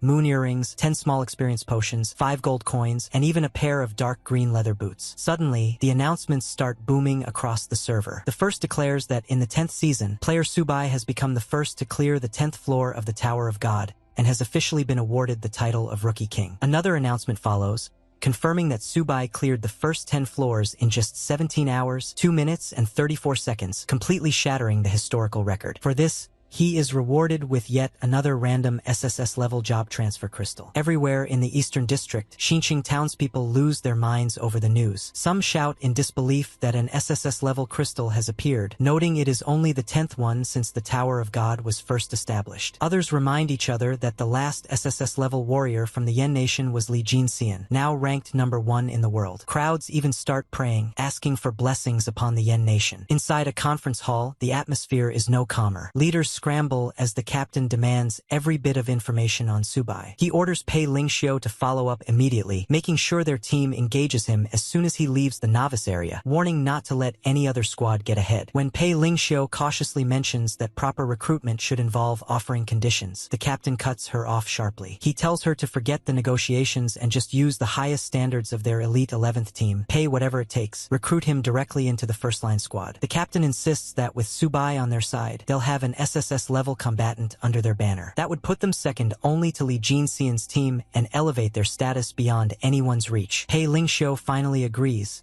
privately thinking that the captain is right. She looks forward to shutting down the arrogant mockery they've endured from the 5th and 6th teams once and for all. At the beginner's tavern, people are chatting restlessly. One person brings up how Subai still hasn't changed his job yet. Another agrees, pointing out that to achieve such results without switching classes means his strength is terrifying. A few wonder why he refuses to change jobs at all and ask if he might return to Novice Town. They admit they'd love to see it for themselves. While they are talking, the tavern door suddenly bangs open. The crowd panics and shouts at whoever dares to act so reckless. But when they realize it's Subai carrying an enormous bag, everyone freezes. No one dares to mess with him. Some whisper that he must be insane, certain the boss lady will beat him half to death for barging in like that. Others back the thought, saying anyone foolish enough to tease her usually ends up dead on the spot. To their shock, the tavern lady doesn't get angry at all. Instead, she praises Subai for being efficient and even seems genuinely happy to see him, showing no ill will. Subai then tells her to bring him a cup of falling star. The boss lady laughs softly and says he must be good at drinking, since that recipe is her exclusive specialty. The onlookers grow uneasy, whispering among themselves and wondering just who this guy really is. They cannot understand how the boss lady is tolerating someone who kicked her door open, yet she even praises the harvest he has brought in. She sniffs the bag and, true to her werbeast senses, immediately notices there is something extraordinary inside. Still, she warns him that no matter how sweetly he talks, there will be no discounts, 1 gold a cup and no credit. As Subai drinks, he notices a notification that a cup of falling star increases all attributes by 1 point. The boss lady shakes her head and sighs that he doesn't even appreciate the rarity of what he's consuming, comparing him to a cow chewing on a peony. 11:15 a.m. After finishing, Subai stretches tiredly and tells Sister Dana to arrange a private room upstairs for him since the day has worn him out. Just then, another figure enters and everyone is shocked to see Lin Yuchen walk in. She herself feels relieved, thinking how fortunate it was that she hadn't escalated their earlier conflict. Otherwise, she fears the outcome would not have been good. Subai greets her casually, saying he had been expecting her. Lin Chuan,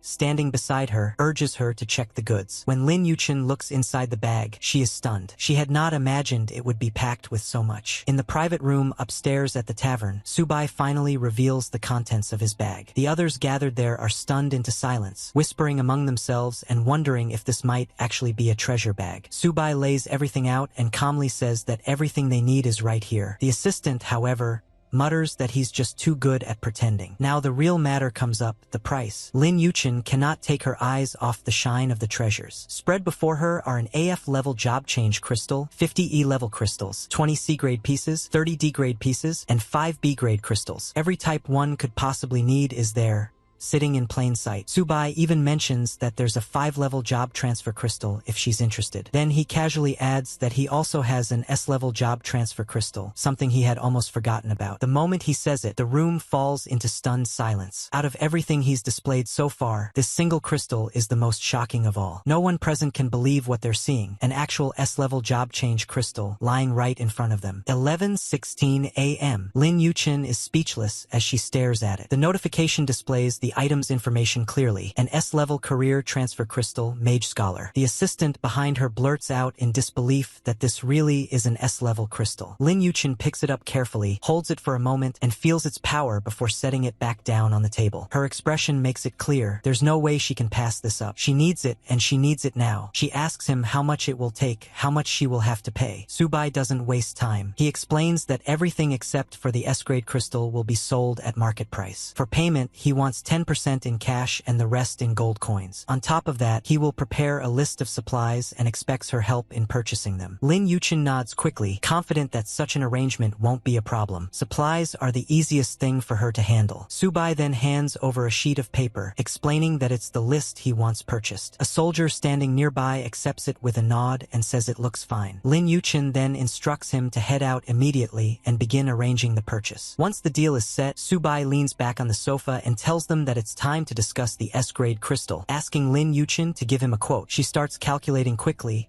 unwilling to let such a chance slip away, and immediately offers 200 million in cash. The number leaves Subai stunned. He hadn't expected something so outrageous. 200 million? He thinks to himself that it can't really be worth that much. After all, he's already seen treasures of insane value, and this crystal didn't seem on that same level. But Lin Yuchen isn't finished. She explains that S-level job transfer crystals are always in short supply, so her offer is more than reasonable. Along with the cash, she promises 200,000 gold coins and even adds a house in Linfeng City, the first city of the Tower of God. The guards behind her can't hide their shock, muttering that such a property is unbelievably expensive and out of reach for ordinary people. Subai pauses, weighing it all in his mind. The more he thinks about it, the more he realizes the offer is indeed worth no less than what she claims. Lin Yuchen waits quietly for his response, watching him closely. Finally, he says he understands and won't haggle further, only asking if payment within 7 days would be acceptable. For Lin Yuchen, that isn't a problem. She agrees right away and urges him to sign the contract without wasting time. The contract is drawn up and signed, with Lin Yuchen watching every stroke of his pen, as though afraid something might go wrong. When the notification confirms the deal is complete, they shake hands. Subai tells her it's a pleasure to work together, while she replies that she looks forward to their cooperation. With the deal sealed, Subai offers her the chance to say anything else on her mind. Lin Yuchen admits that the entire world already knows he obtained an SSS-level job transfer crystal, and tells him that the Lin group would gladly welcome him. But Subai only waves it off, saying they can talk about it later, since he has no intention of changing jobs right now. This response puzzles Lin Yuchen. She wonders why he wouldn't switch jobs immediately, asking herself if he isn't worried that someone might come and steal it. Subai simply laughs it off, saying he has his own plans, and then excuses himself to return to his room and rest. 11:17 a.m. Meanwhile, the tavern buzzes with gossip. The regulars whisper that this is the first time they've seen the Lin family's eldest daughter act so gentle with anyone, and they speculate about who the mysterious man might be. Some suggest it could really be Subai, but others dismiss the idea, pointing out that someone who cleared the 10th floor of the Tower of God wouldn't be wandering around in beginner's gear. Subai, overhearing the chatter as he walks away, can hear them gradually realizing the truth. Some recognize him outright and exclaim that it really was Subai just now. Still, many remain doubtful, arguing that a player of his level should be draped in luxurious equipment, not dressed more poorly than an ordinary adventurer. Others counter that strong players often hide their identities on purpose, so it makes sense. Even the boss lady joins in, scolding him in absentia. She complains that because of Subai, she's now facing all sorts of trouble that's affecting her business, and insists he must be held accountable. The boss lady heads towards the room where Subai is sleeping silently. She first looks at him and thinks to herself that he is hiding here to sleep. Then, she steps closer and kicks him lightly. Subai, still half asleep, asks in a drowsy voice why she is there and why she is being so loud. The boss lady puts her face close to his and tells him that she cannot do her business properly because of him. She also asks if his name is Nana and warns that he had better find a way to fix the mess downstairs, or else she will kill him. Subai, however, still wonders if Nana is really her name. Then,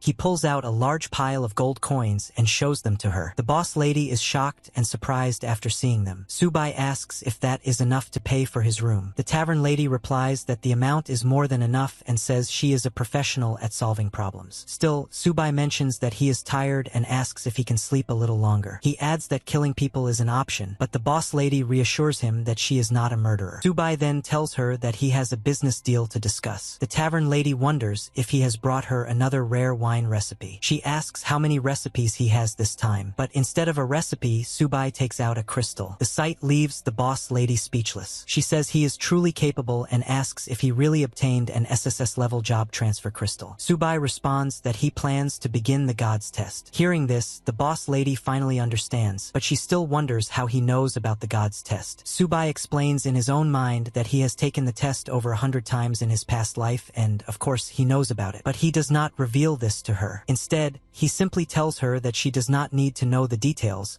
only to answer his question whether he is qualified. The boss lady explains that the crystal itself is the certificate for entering the test of gods. She says that inside, he cannot gain any gold coins or equipment. There is only one reward, the hidden profession crystal. But she also wants to confirm if Subai is completely certain about participating, because once he enters, the crystal will be consumed and he only gets one chance. Subai thinks about how he failed more than 100 times in his previous life, but this time he is determined not to fail. He tells the boss lady that he is absolutely certain about his decision and asks her to schedule the test. This leaves her speechless, and after a pause, she mutters that if he wants to die, she won't stop him. Subai calmly replies that she does not need to worry, since he has a long life ahead of him and he will not die here. At that moment, the crystal in his hand begins to crack apart. The boss lady takes the crystal and says that they are about to begin. A system notification appears, declaring that the God's test has begun, and asks if he wants to enter. It also warns that once he enters, there will be no turning back, so he should consider carefully. A huge magic circle suddenly forms beneath the tavern lady. She once again tells Subai that it is not too late to regret his choice. Subai asks her when she became so talkative, reminding her that she usually was not like this. Hearing this, she angrily kicks him straight into the magic circle, snapping that if he really thinks she is nagging, then he can go to hell instead. With a bang,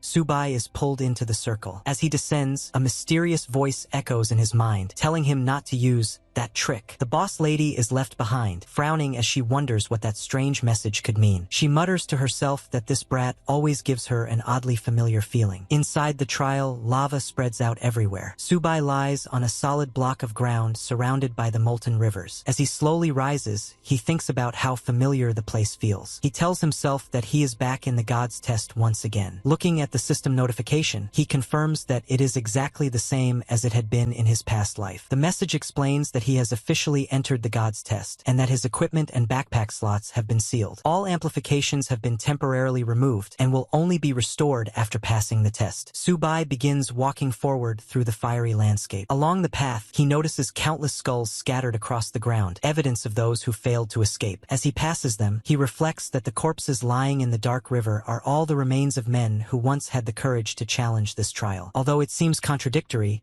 it is true. Those brave ones are exactly what he came here to surpass. And in this life, he tells himself it will not end the same way. Subai checked his stat window again and sighed that the bonuses from weapons and equipment were almost non-existent, and even his backpack was sealed. His name was displayed as Subai. His level remained fixed at 10, unchangeable. His occupation had not yet been altered. His strength, agility, physical, and spirit stats all showed at 100. His health stood at 1,000, calculated as Constitution times 10. His magic value was also 1,000 from Spirit times 10. His physical attack was listed at 200, calculated as Strength times 2, and his magic attack was the same, Spirit times 2. His gear consisted only of a novice longsword, rough, a novice shortsword, rough, and a beginner's tunic, rough. Even so, Subai reminded himself that at least the golden shovel he had obtained earlier was not sealed by the system. He pulled it out, gripping it firmly in his hands. A new notification flashed before him, warning that a large wave of crypt demons was approaching. All players were instructed to prepare for battle. A countdown appeared, starting at 59 seconds, quickly dropping toward 55. Subai readied his stance,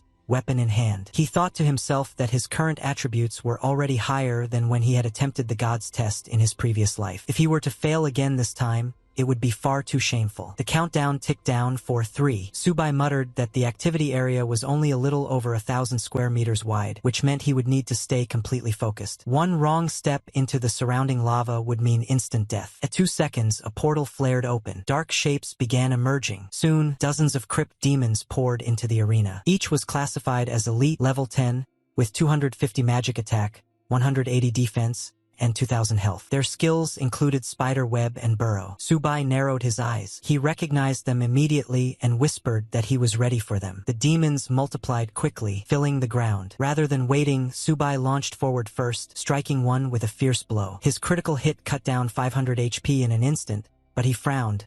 Compared to the massive numbers he was used to inflicting, the damage felt pitiful. He swung again, and this time his strike pierced deeper, reducing the creature's full 2000 HP in one blow. The system immediately notified him of his first demon kill, awarding him 1 point. It encouraged him to continue. Subai muttered that the reward seemed stingy, but he wasted no time. He dashed forward again, slicing down demon after demon. His critical strikes began landing harder, each slashing off 2000 HP at once. Now, 3 crypt demons fell before him in single hits, collapsing under the weight of his golden shovel. Cutting steel was one of the most basic applications of sword energy. Beyond that, there were techniques like sword chi slash and sword chi assault, skills that could drastically boost a player's combat power. In a situation like this, with dozens of monsters rushing toward him, Subai knew he needed something truly powerful to break through. Even as he fought, he thought to himself that without mastering these techniques, he would never be able to pass the test. Experience alone wasn't enough, but the monsters weren't simple either. They moved with cunning, waiting for the right moment to overwhelm him. Subai, however, sensed the ambush. His instincts sharpened. He immediately dodged, avoiding the coordinated strikes, and countered with a fierce blow. His sword landed cleanly, tearing through one of the demons with a critical strike. The creature's health dropped by 2000 in an instant. It was a one-hit kill, and he managed to land it 3 times in a row. The system chimed, demons killed, 3, current points, 10. Another notification followed. Tip, accumulate 100 points to gain 1 chance to restore your status. That small detail lifted his spirits. With a grin spreading across his face, Subai launched himself back into battle, blades flashing as he cut down wave after wave of demons. Notifications flooded his screen with every strike. Meanwhile,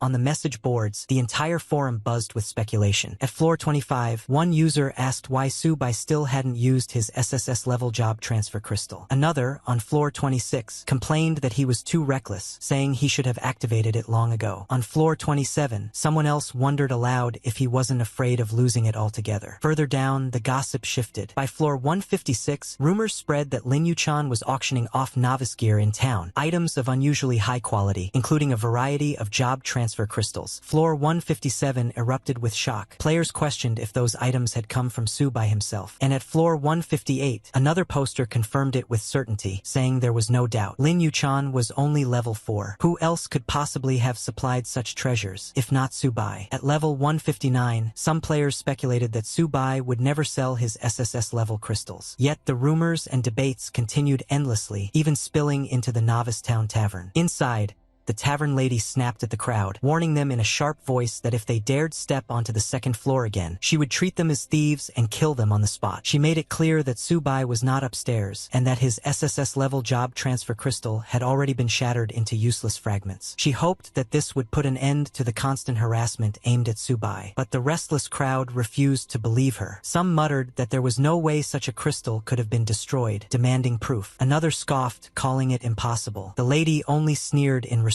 She reminded them that proof wasn't necessary to kill someone. She insisted that she had crushed the crystal with her own hands, and if they doubted her, they were welcome to test her grip strength themselves. Her words carried a chilling edge as she asked if it was strong enough to crush their hands, or even their heads. But she warned that anyone who volunteered for such an experiment might not live through it. Meanwhile, in the strategy group's meeting room, the atmosphere grew tense. The leader and his team were reviewing information when a scout rushed in, pale-faced, and reported that Dana, the tavern keeper, had claimed to personally destroy Subai's SSS-level crystal. The leader was stunned, demanding confirmation, while the rest of the group fell silent. They reasoned that Dana was an NPC and would never lie, which meant the news had to be true. With that realization, despair washed over them. They had just lost the last thread of hope they had been holding on to. Far away, the wider player base erupted in mixed reactions across the message boards. On floor 1008, someone mocked Subai, laughing that Yarn Country had produced a fool who flaunted his crystal everywhere but never used it, only to have it destroyed. On floor 1059, another declared between fits of laughter that it was like a cooked duck flying away right when it was ready to be eaten, using Yarn Country's own saying to drive the insult home. By level 1324, the tone shifted to something darker. Players insisted that this was destiny, that Yarn Nation was unworthy of possessing an SSS-level crystal. They claimed that only Fabing Nation deserved such glory, and that the honor of having a second SSS-level superplayer would belong to them alone. At level 1447, players from Sakura Country grew confident, boldly declaring that their next SSS-level superplayer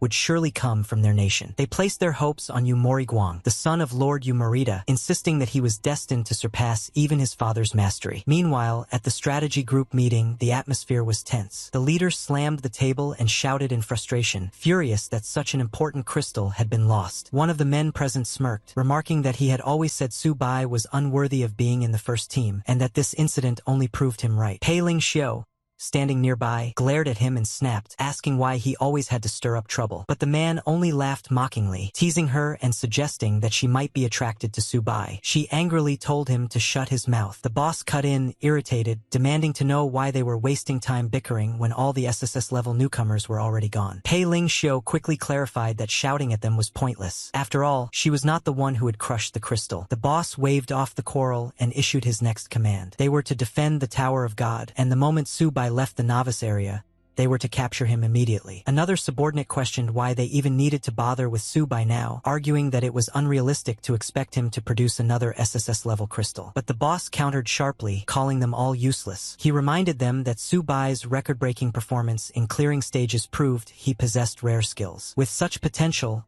it wasn't impossible that another SSS-level crystal could appear in the future. Pei Ling Xiu chuckled and admitted that the boss's reasoning was far sharper than their own. One of the men then asked which method they should employ: torture, coercion, or inducement. The boss scolded him harshly, asking if he was a bandit or some prison thug. Torture, he said, was both foolish and impossible against someone like Su Bai. Instead, he ordered inducement. No matter how much money it took, they were to lure Su Bai and make him reveal his true skills. This, he declared, was critical for the future of Yen Country, and none of them were allowed to fail. Back within the God's Test at the first level, Su Bai faced another wave of spiders rushing at him. He slashed them down effortlessly, landing critical hits and killing each with a single strike. Laughing in excitement, he challenged them as if they were little devils before his sword. Soon after, a system notification rang out, congratulating him for passing the first level and urging him to continue forward. Su Bai finally let out a deep sigh of relief. 10 long hours had passed, and the first stage was at last over. His body felt drained, but there was no time to celebrate. He reminded himself that this was only the beginning, just the first level. Ahead of him stretched 9 more trials, and to clear them all he would need to slay 1,000,000 monsters and push his way to SSS rank. As he stepped into the next area, the environment shifted drastically. The blazing fire and molten ground of the first stage disappeared, replaced by a vast open space filled with jagged rocks, some even floating unnaturally in the air. Su Bai glanced at the counter and calculated. There were 11,034 enemies waiting here. It was only a fraction of the total, yet the road ahead already seemed endless. A system notification appeared, informing him that he had entered the second level. His status had been refreshed, but a large wave of stinging demons was approaching. The countdown began at 59, ticking lower by the second. Su Bai steadied his breathing and began circulating his magic to recover his strength. The novice period was nearing its end, and he had no time to waste. The buzzing reached his ears before the swarm appeared. Bees, thousands of them, shot toward him, their wings cutting the air like blades. He immediately realized the danger. Their venomous stingers could drain his life with every hit. The sound of their wings filled the entire space, a suffocating cloud of noise. Instead of panicking,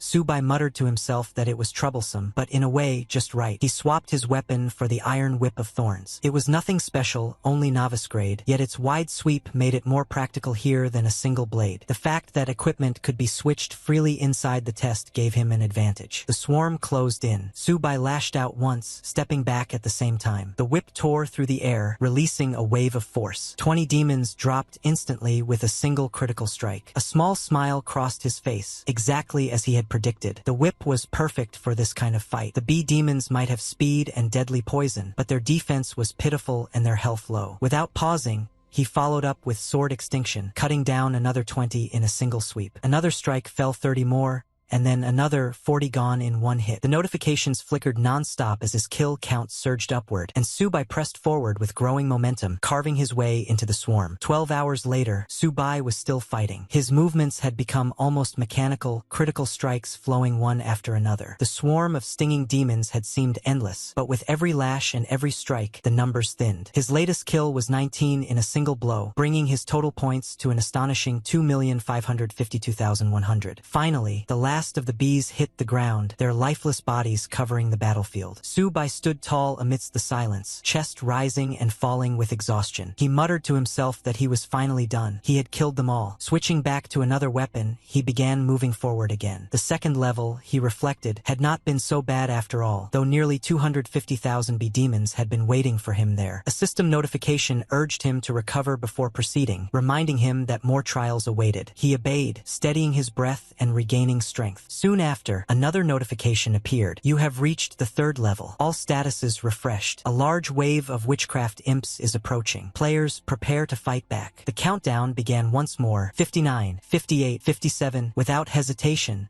Su-bai switched weapons again. The witchcraft imps specialized in long-range chanting, so he selected a short bow, the most effective counter. With it, he could fire arrows rapidly before the imps could complete their spells. As the goblin-like creatures appeared, they locked eyes on Su-bai, raising their hands to chant in unison. Dark magical energy gathered at their fingertips, ready to strike him down. But Su-bai was already drawing his bowstring. He loosed arrow after arrow in a seamless rhythm, and the battlefield lit with the cries of wounded imps. Their casting faltered. Spells fizzled midway, the concentration broken by his relentless attacks. He knew their weakness well. Long chanting times made them vulnerable to anyone with faster reflexes, and speed was his greatest strength. With sharp confidence, he told himself that when it came to speed, he had never feared anyone. Critical arrows pierced through their defenses. 5 fell instantly, one after another. He adjusted his aim and fired again, targeting those who had managed to finish chanting. Bolts of dark magic streaked toward him in return. His agility saved him, dodging at the last possible moment, but he realized grimly that even one hit could prove fatal. He had to be faster still. Meanwhile, far away in the Tower of God, the 10th floor shook with excitement. An announcement echoed through the sky. Congratulations to player Lin Mengxuan for clearing the nightmare platform on the 10th floor of the Tower of God. Time, 40 hours, 23 minutes, 15 seconds. The woman herself stood with a calm yet determined expression. Though she had secured her place, her eyes narrowed as she thought aloud. Second place was not enough. Somewhere out there was the one who had taken first, Su-bai. If fate allowed, she intended to meet him. Then we take a look at a notification window about Novice Test Day 6 in the city. According to the latest stats, more than 4.5 million players have qualified this year. By the end of the novice period, the number of players who finish the game is expected to be about the same as in previous years. This year's list of new professional classes has also been released. There are 110 S-rank newcomers and 21 SS-rank players. Among Yen Nation's newcomers, 8 have advanced to S-rank or higher, 6 S-rank and only 2 SS-rank. This news spreads quickly across the city, and everyone starts talking about it. Outside, groups of people gather and chat about the rankings. One man sighs and says that this year is the same as the previous 2 years. Yen country is strong in the first half but weak in the second half. Still, he admits it is better than last year when there was only one S-rank player. Another man comments that this year they at least have Zhao Zhangkai, a gunner, and Wei Lan, a two-handed swordsman, both of whom belong to high-damage professions. A third person brings up that Lin Mengxuan's Berserker is also focused on violent damage output, and that Lin Yuchan herself is an S-rank mage scholar. Then someone wonders aloud where Su-bai is. Later, in a pub,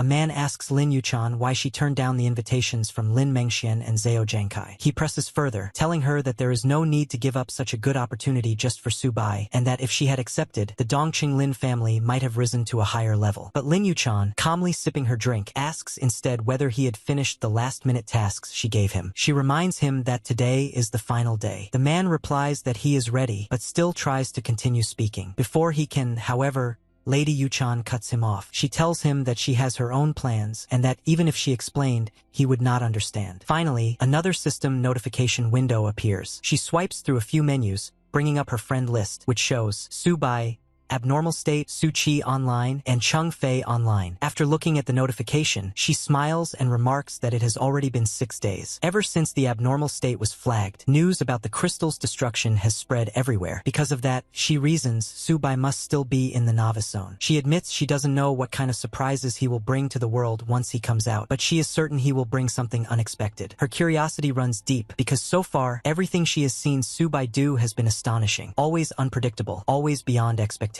People may try to guess what he might do next, but he never follows those guesses. At least she and her group are among the lucky ones who can clearly see his progress, unlike the others who can only speculate without any real idea of what he is accomplishing. The scene then shifts to the 7th level of the God's Test. It is a mountainous area shrouded in drifting clouds, though it is hard to tell whether it lies high in the sky or deep beneath some ocean-like abyss. There, a horde of stone-bodied monsters with massive eyeballs are locked in battle. They are being bombarded by countless blue magical arrows, each arrow exploding on impact and scattering shards of stone. The attacker is revealed to be Subai himself. He unleashes a barrage of ice arrows, each one striking with devastating precision. Every shot lands as a critical hit, dropping the monsters instantly. It becomes a chain of one-hit combos, and just like before, Subai's relentless assault works wonders, clearing out wave after wave of enemies and securing his path forward. Subai scoffs at the monster's defense, remarking that high defense means nothing when faced with freezing attacks. The harder the target, the more brittle it becomes once frozen. Against other opponents, the stone creatures might have been unstoppable, but against him, they are nothing. He then prepares to climb higher, thinking about how it is already the 6th day. With 3 levels still left, he knows he must speed up the process. A notification suddenly pops up, level 8 reached. All statuses refreshed. Incoming threat, poisonous armored holy insects. Prepare for battle. Countdown begins. 59, 58, 57. As the timer ticks down, Subai sees the swarm of poisonous insects moving to surround him. But he laughs at their attempt, declaring that if they think they can trap him, they are only dreaming. With one massive strike, he delivers critical hits that instantly kill 29 of them. 6 hours later, another monster roars in fury at him. Subai, wielding a fiery sword, mocks it for being far too slow. With a sweeping strike, he lands another series of critical hits. 14 enemies fall in one blow, followed by another 10 in the next. A system notification then rings out. Ding! God's test score has reached 1 million points. There are 24 hours left until the end of the novice test. New players, please pay attention to the time. Excited, Subai leaps into the air, thrilled at reaching the milestone. He knows there is still the final level boss waiting, and defeating it will grant him the coveted brave achievement. After finishing off another monster, he pushes forward until he arrives at a glowing orb, pulsing with red light and crackling with electrical energy. Determined, Subai braces himself and touches the orb, ready to summon the final boss. A massive mark spreads across the ground the moment he makes contact, and with a thunderous boom, the red lotus demon appears. Its details flash before his eyes. Type, Demon King Demon. Level 10. Magic attack, 5000. Defense, 2000. HP, 1 million. Skill, Hellfire. The battle for the final stage has begun. Subai, standing on the ground, gets even more excited and says that this is exactly the opponent he wanted. The monster raises its weapon and screams that it will destroy all humans. With a flashy, devastating move, it tries to strike Subai down. Subai immediately dodges out of the way and admits to himself that the demon is still extremely difficult to handle. He thinks that this really is a true demon-level boss. With a defense value of 2000, he tells himself that landing any real damage on it is impossible for now. The monster holds its enormous sword, glowing like the sun, and scans the battlefield to locate Subai. Subai reminds himself that he will have to keep fighting in a smart way and decides that he must wait for the right opportunity to deal the finishing blow. After preparing his strategy, he jumps into the air. The monster notices the movement immediately. At that moment, Subai is engulfed in blue energy. He says that this battle feels like a cat-and-mouse game he has played dozens of times in his previous life, but now it is far more exciting. He adds that this time he has a hook to rely on. While flying on a block of rock, Subai locks his eyes on the demon, ready to push his strategy into action. Subai suddenly gets startled as a group of skeletons appear right beside him. Each one is being controlled through thin threads of energy sent out by him. He tells himself that he wants the monster to taste its own magma. He lands back on the ground, while the monster screams that it will cut him into pieces and avenge the brave warriors that Subai had defeated before. Subai replies sharply. A dagger, forming out of glowing blue energy in his hand, gleams as he rushes forward. He shouts for the monster to die and slashes hard, landing a strike that takes off one of its limbs. The monster is shocked at the sudden attack, but Subai announces that this is the end for it. He charges again, this time drawing his bow, and begins firing arrows at point-blank range. The monster is caught completely off guard, unable to react, forced to stand helplessly as arrow after arrow pierces into its body. While the monster reels from the hits,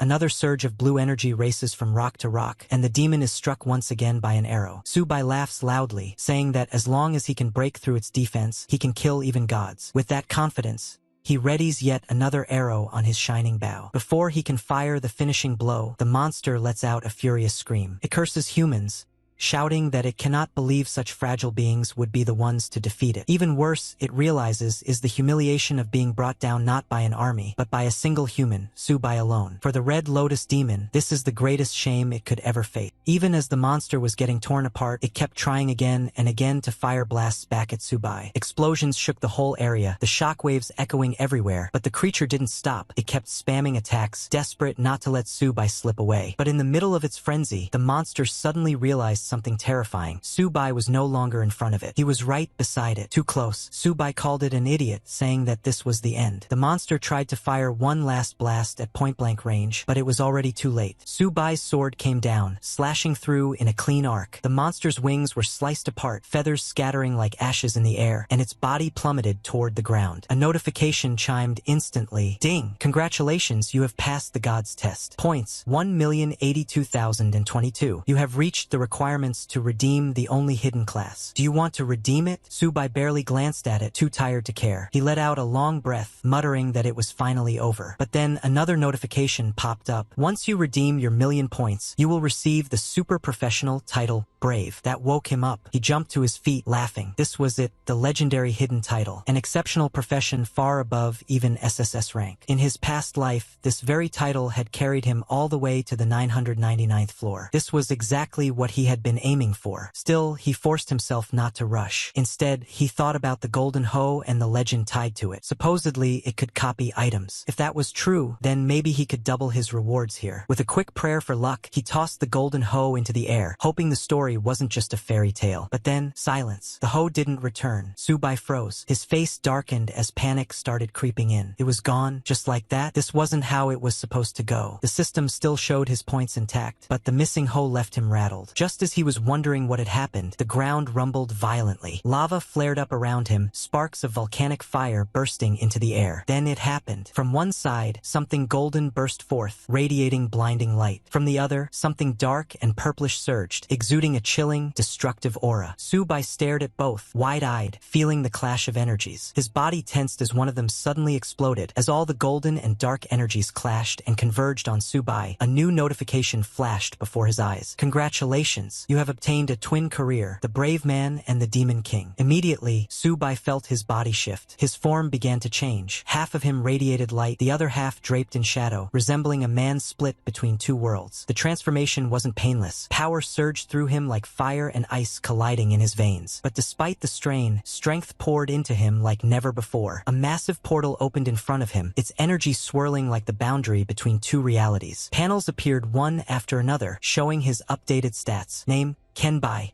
Level 10. Occupation, Sick King Hero X. Strength 500. Agility 500. Constitution 500. Spirit 800. Health 5000. Magic power activated. Physical attack 2000 plus brave bonus 100. Magic attack 3200 plus demon bonus 100. Special traits. Kinto group hero vibration. Can learn any non-physical skill with instant full proficiency. Yuan firepower part 3. Unlimited mana. All non-physical skills have no cooldown. Equipment equipped. Cloak of all things supreme artifact. Fire dragon fist plus 1 perfect level. Chain purple gold armor plus 1 perfect level. Subai stared at the panels and felt a surge of satisfaction. His 4 attributes had increased more than 5-fold. His attacks had doubled thanks to his new passive ability. His mana pool was now limitless. With this kind of power, he could crush anything in his path, walk sideways across the world without fear. Looking at the corpses of countless challengers who had failed before him, he bowed his head slightly and promised them that he would carry their will forward. This time, he swore he would not stop until he killed 2 gods at once. Elsewhere, Lin Yuchan nervously stared at her friend list. Subai's name suddenly lit up, showing him as part of Xia Qingfei's team. She froze for a moment before blurting out in shock that Subai had finally reappeared. Her words sent ripples of panic through those around her, who wondered what was happening. The tremors from above felt like an earthquake shaking the town. Back at the tavern, the boss lady opened the door cautiously. To her astonishment, she found Subai lying there comfortably, as if he had just woken from a nap. She was stunned and muttered in disbelief that he had actually succeeded. Subai smirked and reminded her to never doubt him. The lady, still both excited and overwhelmed, could only exclaim that he had really achieved that impossible job. The tavern lady grows serious and tells Subai that heroes and demon kings are not supposed to coexist. Subai only laughs and replies that he is the strongest among the strong, and she was sharp enough to see it at a glance. He then rises, brushing off his clothes, and says that he has been gone long enough, so it is time to step out and take a look at the world again. He even asks Dana, the tavern lady, if she wants to come with him. Dana refuses and says the outside world has nothing to do with her. Subai understands and tells her that if she misses her wine, he will return. Just before he leaves, Dana stops him and hands him a reward for clearing the gods test. Subai smiles, commenting that she is being generous, as the reward is none other than the hidden badge, a perfect grade artifact that can conceal his property panel, status, and even his image. Dana warns him that the tower is filled with many opposing forces against the Demon King. If he shows himself carelessly, he may not live long. Subai laughs again, saying that this proves she cares about him and thanks her. Dana, embarrassed, snaps at him and shouts for him to get out. The scene then shifts to Lim City, the first great city after Novice Town. Here, players can accept quests, learn professional skills, and prepare for the higher floors of the Tower of God. Portals outside the city lead directly to the 11th through 30th floors. As Subai walks through the streets, he feels a wave of familiarity and quietly says to himself that he is back. Soon, he notices Yuchan standing with her group. He smirks and tells her that she found him quickly. Yuchan, clearly relieved, runs up and says she has finally waited long enough. She asks him where he has been since he disappeared for so many days. Chapter 17. Inside the Lim Chamber of Commerce, Yuchan politely asked Subai to take a seat. He agreed, noting inwardly that the Lin family truly lived up to its reputation if they could open such a luxurious private club in the heart of Lim City. Once everyone was seated, Subai acknowledged how quickly they had gathered the resources, remarking that their efficiency was impressive. Yuchan confirmed this by presenting the inventory, explaining that after deducting the 3,000 gold coins spent on supplies, the remaining 17,000 gold coins were all intact. She sipped on a fine drink, while the guards around her exchanged quiet glances. A small cough escaped her before she carefully shifted the topic. She then asked about Subai's current career rating. Subai frowned, wondering why she wanted to know. Yuchan waved her hand slightly, insisting it wasn't meant to offend him, only that rumors were spreading. Rumors claiming he had lost his job change crystal, with many online even mocking him for it. Subai was surprised and wondered aloud how anyone could have known about that. Yuchan explained that word had spread because Dana, the novice tavern owner, had claimed to have crushed his crystal with her own hands. Subai admitted that this wasn't wrong. Yuchan was quietly unsettled. The rumors seemed true, yet Subai showed no hint of worry, not even regret. She reassured him politely, calling him a man of exceptional ability, someone who stood above their entire generation. To her, his calmness could only mean one thing. Perhaps he had already acquired a new SSS-grade crystal. That thought brought her some relief, but Subai only dismissed it, brushing off the matter as nothing more than an SSS-grade crystal, something hardly worth concern. Then he looked back at her and asked directly what she wanted from him. Yuchan gathered herself and explained her request. She wanted him to join the Lin family's guild and work together to fight the boss. At that moment, Subai's expression hardened. He understood well that the Tower of God's difficulty had escalated dramatically after leaving the novice area, so her suggestion wasn't unreasonable. Still, he made his stance clear. He would help them attack the boss, but he would not join any guild. His responsibility, he decided, would only be to lead them in clearing the 5th floor. The team composition required 5 magic professions, all high damage types. Too many support or defensive roles would kill any chance of a record run. Yuchan's eyes went wide at that, and she practically leapt to her feet, asking if he really meant to set a record. Subai only shrugged inwardly. He knew the math. Normally, it took 20 people to clear a level cleanly. Going for a record meant a very different build. When Yuchan wondered aloud whether it was even possible, Subai told her not to bother if she didn't believe him. He added that the reward for a record wasn't nearly as good as a first kill reward, so he didn't have to do it for the money. He started to walk off, but Yuchan trailed after him, quickly covering for her earlier surprise and asking when they should start. She also asked if the team name could carry the Lin clan prefix. Subai agreed to begin tomorrow. He had matters to handle today. Yuchan beamed and immediately set things in motion. Her assistant pulled her aside and whispered that Subai supposedly had no SSS-level crystals anymore. Could he really lead them to break a record? The assistant muttered that the whole thing smelled like a lie. Yuchan glanced back at him, sharp and cold. She reminded him that when Subai was a newbie, he'd sliced through 3 or 4 of them like nothing. If they had treated him as an enemy back then, they might all still be stuck in Novice Town. With that, she ordered him to arrange 4 B-rank magicians and hold 1 slot open for her as backup. No more stupid questions. The assistant stammered his compliance but kept his private resentment to himself, thinking Subai was courting a quick death. Later, at the city lord's mansion, a guard, Wu Kai, stepped forward and barked that Subai couldn't barge in without permission. The guards would shoot first and ask questions later. Subai tilted his head and asked what the fuss was about, then offered to share a secret to get in. The man blinked, suspicious but curious. Subai simply told him that the only real requirement was strength. If you were strong enough, entry would be no problem at all. As Subai approached the entrance, the guard suddenly straightened, his tone changing completely. He addressed Subai respectfully, calling him Sir Brave and inviting him inside, explaining that the city lord was currently at the training ground. The onlookers outside froze. None of them could believe what they had just witnessed. A complete newbie had simply walked into the city lord's mansion as if it were his own courtyard. To them, it was outrageous. Inside, Subai was quickly surrounded by guards and escorted through the halls. Before long, a deafening explosion shook the ground ahead. Subai narrowed his eyes and spotted two figures in the distance. One of them, breathing heavily, was Guard Captain Orlando Mullen, level 180, an Earth magician. The other was none other than the Lord of Rim City, Black Ryan, level 200, a human swordsman. Subai felt his pulse quicken. This was it, the famous hidden plot of the city lord's mansion. He had stumbled into it by sheer luck. And luck like this meant one thing, a chance to comprehend rare, high-level skills. A soldier glanced back at Subai and respectfully asked him to wait, explaining that the city lord was training with the captain. Subai nodded. He didn't mind at all. In fact,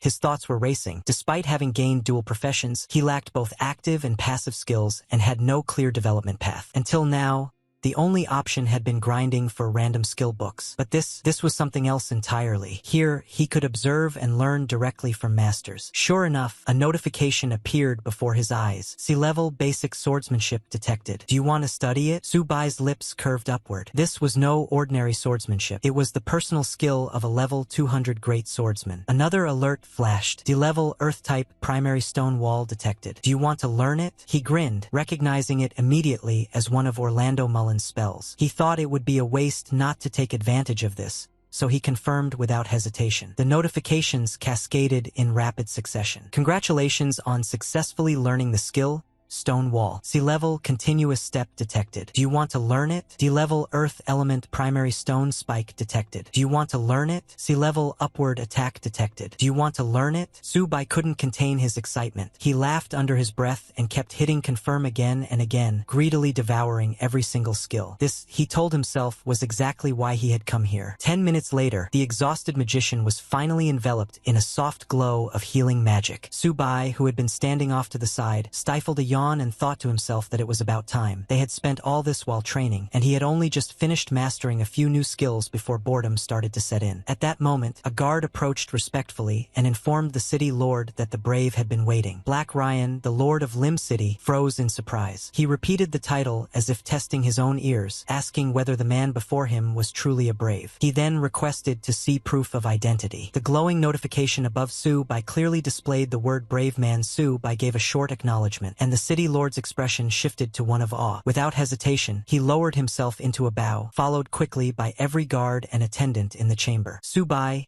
caught off guard by their sudden reverence, awkwardly greeted them and told them to rise, remarking lightly that the ground was cold. Once he stood, the city lord regarded him with deep respect. He said that it was beyond belief. The brave had finally returned, the first to appear in over 100 years. Subai, puzzled, asked what exactly he meant by appearing again after 100 years. Inwardly, he recalled having heard something similar in his previous life, but had never understood the full meaning. The city lord explained solemnly that, according to legend, every century the Tower of God would give rise to an adventurer marked as the brave. That chosen one would pierce through the darkness and one day lead the people toward the dawn. Subai, however, brushed off the mysterious prophecy. He was far more interested in practical matters. He told the lord he had come to take on a quest and asked if one was available. For a moment, the city lord hesitated, thinking it was unusual for someone with the title of brave to request a task, especially at only level 10. He suddenly brightened as if struck with inspiration and offered a simple request. His dog had gone missing, and perhaps the brave might help search for it. The reward, he added quickly, could be 10 gold coins. Subai's face darkened immediately. To him, this was nothing short of an insult. He glared at the city lord with fiery red eyes, demanding to know if he was being treated like a beggar. The weight of his anger filled the chamber, and even the lord of Lim City, a level 200 swordsman, felt a pang of panic under that oppressive gaze. The magician standing nearby, realizing the tension in the room, quickly stepped forward. He offered an alternative, suggesting that if the brave hero did not mind, he himself had a few quests prepared, most of them rewarding skill points or basic skill books. Inwardly, Orlando Mullen could not help but think that asking the brave to look for a lost dog was nothing short of an insult. Almost immediately, a series of notifications appeared before Subai's eyes. Magician Orlando Mullen issues a quest. Collect 200 skull flowers. Reward, 10 skill points. Magician Orlando Mullen issues a quest. Collect 1,000 skeleton soul fires. Reward, 10 skill points. Subai nodded with approval. Not bad, he thought aloud, which made Mullen beam with pride. The magician even chuckled nervously, thanking the brave for the compliment. Another notification soon followed. Magician Orlando Mullen issues a quest. Wizard's Madness Law, Part 1. Reward, 1 random magic book, 10 gold coins. At that moment, Lord Black Ryan seemed struck with inspiration. He announced that he too had a more suitable task for the brave. A fresh notification appeared before Subai. Great Swordsman Black Ryan issues a quest. Unusual movements in the suburbs of Rim City, Part 1. Reward, 10 skill points. Subai's eyes lit up. He instantly recognized this as the main quest of Rim City, a mission that had remained untouched for 10 whole seasons. In his mind, he reflected on how players of this world always focused on tower challenges, overlooking the daily quests that truly shaped their strength. But then another notification drew his attention, one far more enticing than the rest. Great Swordsman Black Ryan issues a quest. Warrior's Guidance. Reward, 50 skill points. The city lord fixed his gaze on Subai with a grave expression. With utmost seriousness, he explained that legends always described heroes as unparalleled masters of combat. He asked, with the weight of expectation in his voice, whether the brave would be willing to provide guidance to his warriors. Subai immediately understood this was a test, a challenge not just of strength but of reputation. Subai asks if this is meant to be a challenge mission and then asks how they plan to compete. He thinks to himself that sparring high-level NPCs isn't appealing, but the offer is too tempting to refuse. The city lord thanks him and offers a handicap. He'll cap their levels and skills. He tells Subai not to hold back and to strike as hard as he likes. Subai decides to warm up and requests that both opponents be set around level 30. Orlando blinks in surprise and asks if Subai really intends to fight 2 people at once. He points out that Subai has just returned to full-time play and likely doesn't have many skills yet. Black Ryan agrees that level 30 will cover the basics. Subai tells them to stop arguing and fight now. He has other business to do. The 2 high-ranking fighters exchange a look, then quickly switch to a respectful tone, asking the brave to teach them. They remind each other that when the Lord and the Captain once worked together, they felled a level 200 elite boss, a scene rarely seen in a century. Now it's almost time. Black Ryan calls on the brave, and the training ground fills with a tense hush. He channels his aura and lunges with a heavy slash and a charging blow. Subai dodges with a blink and moves straight behind the Lord, noting that the timing was good. Orlando responds by spamming primary stone spike, trying to pin Subai down. Subai warns him not to flash and sidesteps every spike in a blur. The onlookers go silent, then erupt in whispered astonishment. They marvel at how fast the brave moves and how terrifying his power is. The Lord and the magician regroup and plan a combo attack. The training ground shudders as Orlando forms an elementary quagmire, anchoring the field, and Black Ryan winds up for a second stage slash, far more powerful than the first. Subai dodges again in a matrix-like weave and tells them bluntly that their strikes are too direct. He tells them to use their heads. The Lord isn't pleased by Subai's remark and tells him to come again. Without hesitation, he lunges forward, stabbing continuously in a blur of motion. Subai dodges every strike with ease and, in one swift counter, snaps the Lord's sword clean in half. But the Lord isn't done. He warns that there's no place left to hide and unleashes a chained attack, a 3-stage slash so fast it leaves fiery arcs in the air. When he glances at the magician, he realizes the man has already been taken hostage. The spectators gasp, shouting that it's unbelievable. In less than half a minute, the captain has fallen. They cheer, saying the brave hero truly lives up to his title. The magician calls out, urging his lord to move, but Black Ryan hesitates. He wonders if this is really the kind of strength a level 10 adventurer should have. The doubt gnaws at him. What kind of power is hidden inside this man? Determined to find out, he steadies his stance again. He refuses to admit defeat, especially to someone so low level. The thought alone feels humiliating. With renewed fury, he charges, unleashing a 4-stage slash wrapped in blazing fire. The energy surges towards Subai like a burning storm, but before it can land, Subai vanishes from sight. In the blink of an eye, he's behind the Lord, his blade glowing as he performs a sword chi flash. The impact sends the Lord sprawling, unable to stand. When the dust settles, even Black Ryan has to admit defeat. Subai points his sword toward him and tells him he's still far from reaching his level. Then, as calmly as ever, he opens his interface and checks the notifications. The quest warrior's guidance is complete and the rewards have been received. Of course, rewards are the best part, and Subai doesn't waste a second checking them. Meanwhile, the Lord lowers his head, humbled. He admits that when he was young, he'd heard the stories of a hero unmatched among his peers, but he'd never believed them. Now he realizes how narrow his vision truly was. The magician agrees, saying that even if they were both reduced to level 50, the brave hero would still overpower them. That brief exchange of blows was enough to convince them completely. Subai tells them that their control over their skills is impressive, and that he'll come to spar again when he has the time. He mentions he has a mission to finish and turns to leave. The Lord only nods and tells him he's always welcome at the mansion. Subai waves a hand dismissively, telling them not to bother seeing him off. He promises to drop by again next time, and just like that, he walks out, leaving the stunned guards and the silent training ground behind him. As soon as the match ends, Subai rushes past the crowd without a word. He has no intention of chatting with anyone or soaking in their admiration. He just wants to move forward. Behind him, the Lord watches in silence before finally speaking. He tells the magician that Subai truly lives up to the prophecy, the one destined to lead them toward the dawn. The magician, still puzzled, asks what that dawn after darkness really means. The Lord simply replies that time will reveal the answer and tells him to wait and see. Outside, the city of Rim stretches vast and busy. Its streets divide into two main circles, the inner district for nobles and the outer ring packed with adventurers. Most players here travel using teleport points scattered across the city. Subai moves through the crowd with purpose, thinking that it's far safer and more efficient to focus on learning new skills before taking on quests. He opens his skill panel. His remaining skill points, 50. The screen lists his options in glowing text. C-level basic swordsmanship upgrade requires 20 skill points. C-level uppercut, 20 points. C-level continuous stab, 20 points. D-level primary stone wall, 10 points. D-level primary stone spikes, 10 points. He pauses for a moment, analyzing the synergy between his abilities. Upward jump can combine with continuous stab to create an infinite combo chain, exactly the kind of brutal efficiency he's after. New notifications appear. C-level stabbing and D-level stone thorn are now available. Subai decides to learn stone thorn as well. He reasons that, paired with his endless firepower ability, it can be cast infinitely, making monster clearing ridiculously fast. Moments later, a cascade of system messages fills the screen. Congratulations on learning C-level pick. Congratulations on learning C-level continuous stab. Congratulations on learning D-level stone thorn. Subai grins as he reviews his updated stats. Character name, Subai. Level 10. Occupation, Demon King Hero X. Strength, 500. Agility, 500. Constitution, 500. Spirit, 800. Health, 5,000. Calculated as Constitution times 10. Magic value, infinite. Demon King passive. Physical attack, 2,000. Brave bonus, plus 100. Magic attack, 3,200. Demon King bonus, plus 100. Professional traits, all weapon mastery.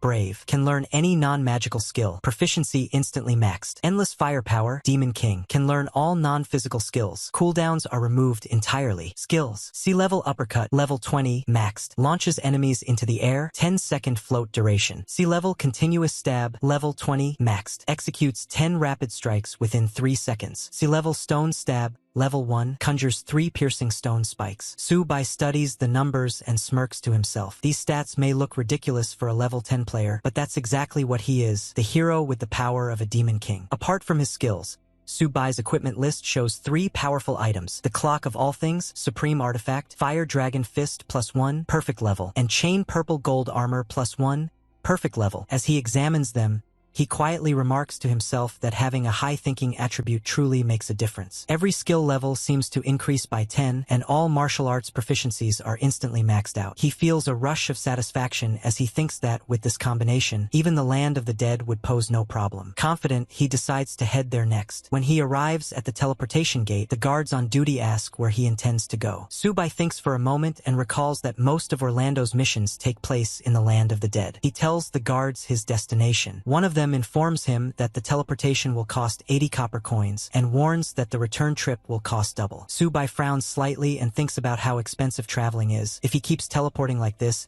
he might just go blind from all the costs. Moments later, a flash of light engulfs him, and he finds himself standing in the land of the dead souls. The place is dark and eerie, with an icy wind cutting through the desolate air. He mutters to himself that it feels far more realistic than any game he's ever played. Looking at the single weapon he kept after selling all his other gear, Subai thinks that he'll just have to make do with it for now. The chill of the place seeps into his bones, and for the first time he realizes how cold this world can be. He regrets not bringing more layers, but tells himself it'll be fine.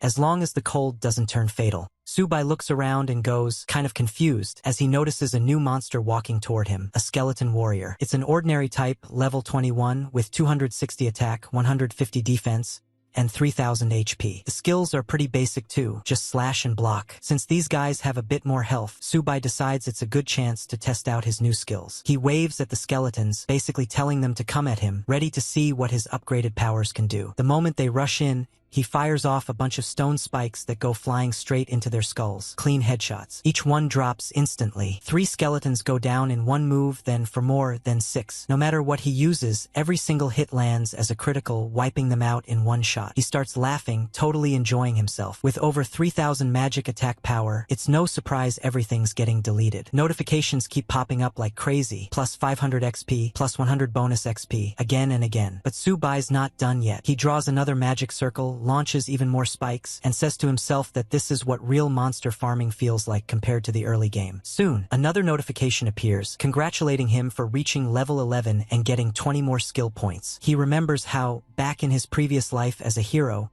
even 10 points was considered insane for an F-class profession. Most people only got 1 per upgrade. Now he starts wondering if having 2 classes means even the skill points are doubled. He opens his panel and checks his stats: Strength 510, Agility 510, Constitution 510, and Spirit 820. Leveling up adds 10 points to everything, and he can't help but think that this X-level class might be even scarier than the so-called SSS level ones. Meanwhile, more skeletons keep coming from all directions. Subai doesn't even flinch. He fires another wave of stone spikes and then raises a stone wall, laughing to himself about how dumb these monsters are. He knows he'll need to find more quests that reward skill points if he wants to keep pushing his power even higher. As Subai looks up, a notification pops in front of him saying the collection of Skullfire, 1000 out of 1000, has been completed. The message also reminds him to turn in the task on time. The reward? 10 shiny new skill points. He smiles to himself, thinking that finally, one task is done, though there's still a long road ahead. Before he can even relax, more skeletons start crawling out of the shadows. Among them, he spots a much larger one, the kind of monster that just feels like trouble. The name floating above its head confirms it. Skullfire, an ordinary boss, level 48. Physical attack 1000, defense 800, and a massive 500,000 HP. The skill list isn't short either: soul absorption, sacrifice, stomp, and critical strike. Without wasting a single second, Subai raises his hand and launches another round of stone spikes. He laughs and says something to himself about how the more that come, the more fun this gets. His attacks tear through the skeleton army like paper. 18 go down in seconds, then 23, then another 40. The regular monsters can't even process what's happening. They keep charging, but every single one is getting deleted in an instant. At some point, even the boss seems to notice how bad things are going. The remaining skeletons start gathering around it, almost like they're having a quick team meeting mid-battle. Subai watches them closely, a bit curious. He wonders if this is some kind of special move. But then he reminds himself, with his infinite magic power, there's nothing they can really do against him. A few moments later, he realizes what's going on. The skeletons aren't retreating, they're sacrificing themselves. The more they offer, the stronger Skullfire becomes. Subai's expression shifts from confident to intrigued. He mutters in his head that this might actually get interesting. It seems like the boss is preparing something huge, something dangerous enough that even he might need to stay on guard. Still, Subai can't help but find the situation a bit funny. He thinks that the boss should have probably tested a few smaller attacks first instead of jumping straight into the big one. Now that all its minions are gone, it's all or nothing. He grins, feeling that mix of danger and excitement, and says with a smirk that he's ready for whatever comes next. He quickly activates his levitation skill, getting into position as the ground starts shaking. The air around him fills with energy, and Subai prepares to counter whatever move Skullfire is about to unleash. Subai keeps hurling spike after spike, each one slamming straight into the boss and chopping away another 5000 HP at a time. He doesn't even think about stopping. He's grinning, enjoying every second, telling himself that it's not over yet. The boss, on the other hand, is starting to look annoyed. It's taking hit after hit, but it's still holding back, waiting for the right moment to use its ultimate move. It seems confident that when that moment comes, Subai's done for. Subai can tell what it's thinking and laughs to himself. He says something like, "Trying to provoke me? Fine. I'll give you another round. Then, without a hint of hesitation, he leaps high into the air, straight toward the giant skeleton's head. While mid-air, he thinks about how convenient his skills are. None of them are charge-type martial arts, so he doesn't have to worry about cooldowns at all. He can just keep spamming them as much as he wants. And later, his next spike smashes right into the boss's skull, landing a clean headshot that knocks off a whopping 20,000 HP in one go. The boss lets out a furious roar, but it's already too late. Subai mocks it a little in his head, saying that maybe if it had relied on its own strength instead of sucking power from others, it could have lasted a bit longer, but now it's just another pile of bones. Moments later, the boss collapses completely. The massive skeleton bursts apart and rains down into fragments all around him. A glowing notification appears. Congratulations! You've reached level 12 and earned 20 skill points. Subai dusts himself off, smiling, and says something like, "So the second mission finally shows up, huh?" Around him, small skull-shaped flowers start rising from the ground, glowing faintly. Then another notification pops up. Collected, Bonfire Long Sword. Followed by another one. Collected, Skill Book, D rank Undead Summoning. That definitely catches his attention. He stares at the skill book and wonders what kind of ability it unlocks. Without wasting any time, he spends 10 skill points to learn it. A new message flashes in front of him. Congratulations! You've learned D rank Undead Summoning. Effect, summons 3 skeletons from nearby corpses. Subai nods in approval, finding it pretty interesting. He decides to test it right away, and as soon as he activates the skill, the ground starts to rumble. A few skeletons rise from the remains of the fallen enemies, but this time, they're not here to fight him. They're here to fight for him. He checks their status window out of curiosity. Name, Skeleton Warrior Type, Melee Attack, 500 Defense, 500 HP, 6,000 Skills, / Block Duration, 30 minutes. Seeing them line up in front of him like a small army, Subai folds his arms and looks at them with a mix of pride and curiosity, already thinking of all the ways he could use this new skill in battle. Subai looks at the panel and realizes there's no fixed level for his summons. Their strength is based entirely on his own stats. He figures that makes them about as powerful as level 40 monsters, which is honestly pretty impressive. With that kind of backup, he thinks he could just sit back and let his new skeleton army handle most enemies for him. Feeling proud, Subai watches his skeletons line up neatly in front of him and laughs to himself. He thinks that while these summons might not be much help in a one-on-one duel, in a big fight they definitely shine. To test them out, he orders them to start picking skullflowers since that's what he needs for his current quest. While the skeletons obediently go about their task, Subai strolls around casually, enjoying how much easier things have become. A notification soon pops up telling him the flower collection is complete and that he's earned 10 skill points. He grins, feeling satisfied, and thinks to himself that it's nice to sit back and enjoy the results of someone else's hard work for once. He even feels a bit generous, deciding not to overwork his skeletons. After all, they've just been brought back from the dead. Later, he reaches a new area called Death Swamp. The place looks grim and full of fog, and he wonders if the strange creature moving in the distance could be his next possible summon. Without wasting time, he orders his skeletons to attack. They rush forward while he supports them from behind with his magic. The battle ends quickly, and Subai notices a new entry in his log, a skull-horned lizard with decent attack and defense stats. He studies the details and feels pleased with the result. As another message appears saying his summoning the dead skill has leveled up, he becomes curious about how far this ability could go. He wonders if, one day, he might not even need to fight personally anymore. His army could do it all. Just then, some movement catches his attention in the mist ahead. Subai senses something interesting happening and decides to investigate. He mounts his new skull-horned lizard and rides toward the unknown. Subai keeps looking at the monster in front of him, wondering how many creatures were sacrificed just to stitch this one together. The monster suddenly turns and slashes through the air, showing off its terrifying power. Subai quickly jumps back and realizes it's a monster created by a wizard using evil magic. He tells himself that he'll just have to free it from that curse and starts hurling rock spikes at it, the same kind that had easily taken down so many monsters before. But this one is different. The monster swings again, easily swatting away his attacks like they're nothing. Subai can't help but admit that it's a bit impressive. He quickly understands that he'll have to change tactics, since this enemy is clearly not like the others he's faced. This time, he pulls out his dagger and rushes in. His strike lands, and the monster flinches. Notifications pop up showing minus 3,000 HP twice. A small grin forms on Subai's face. It's working. Calling the monster trash, he goes in for another round. This time, his powerful strike lands a massive critical hit, dealing a whopping 100,000 damage. Even the monster doesn't see that coming. Before it can recover, Subai lands more hits, one for 10,000 and another for 8,000 HP, until the creature finally collapses to the ground. Standing tall over its fallen body, Subai mutters that it was massive and hard to handle, then casually picks up some skull flowers nearby. A notification pops up: Quest Wizard's Mad Diary completed. Subai notices another task on his list that has no time limit, so he decides not to worry and just head to his next appointment. At Remo City West, people glance his way, whispering among themselves. They can't quite see his face, but they notice he's carrying a lot of loot and wonder if the stores have been restocked. As Subai reaches out to grab something from a stall, he sighs to himself, thinking that killing monsters all night only earned him 20 gold coins. Breaking records still seems to pay better. But this kind of life isn't sustainable. His forging level is too low. He starts wondering where he could find a high-level blacksmith. Just then, a loud voice calls out his name. A group of people rushes over,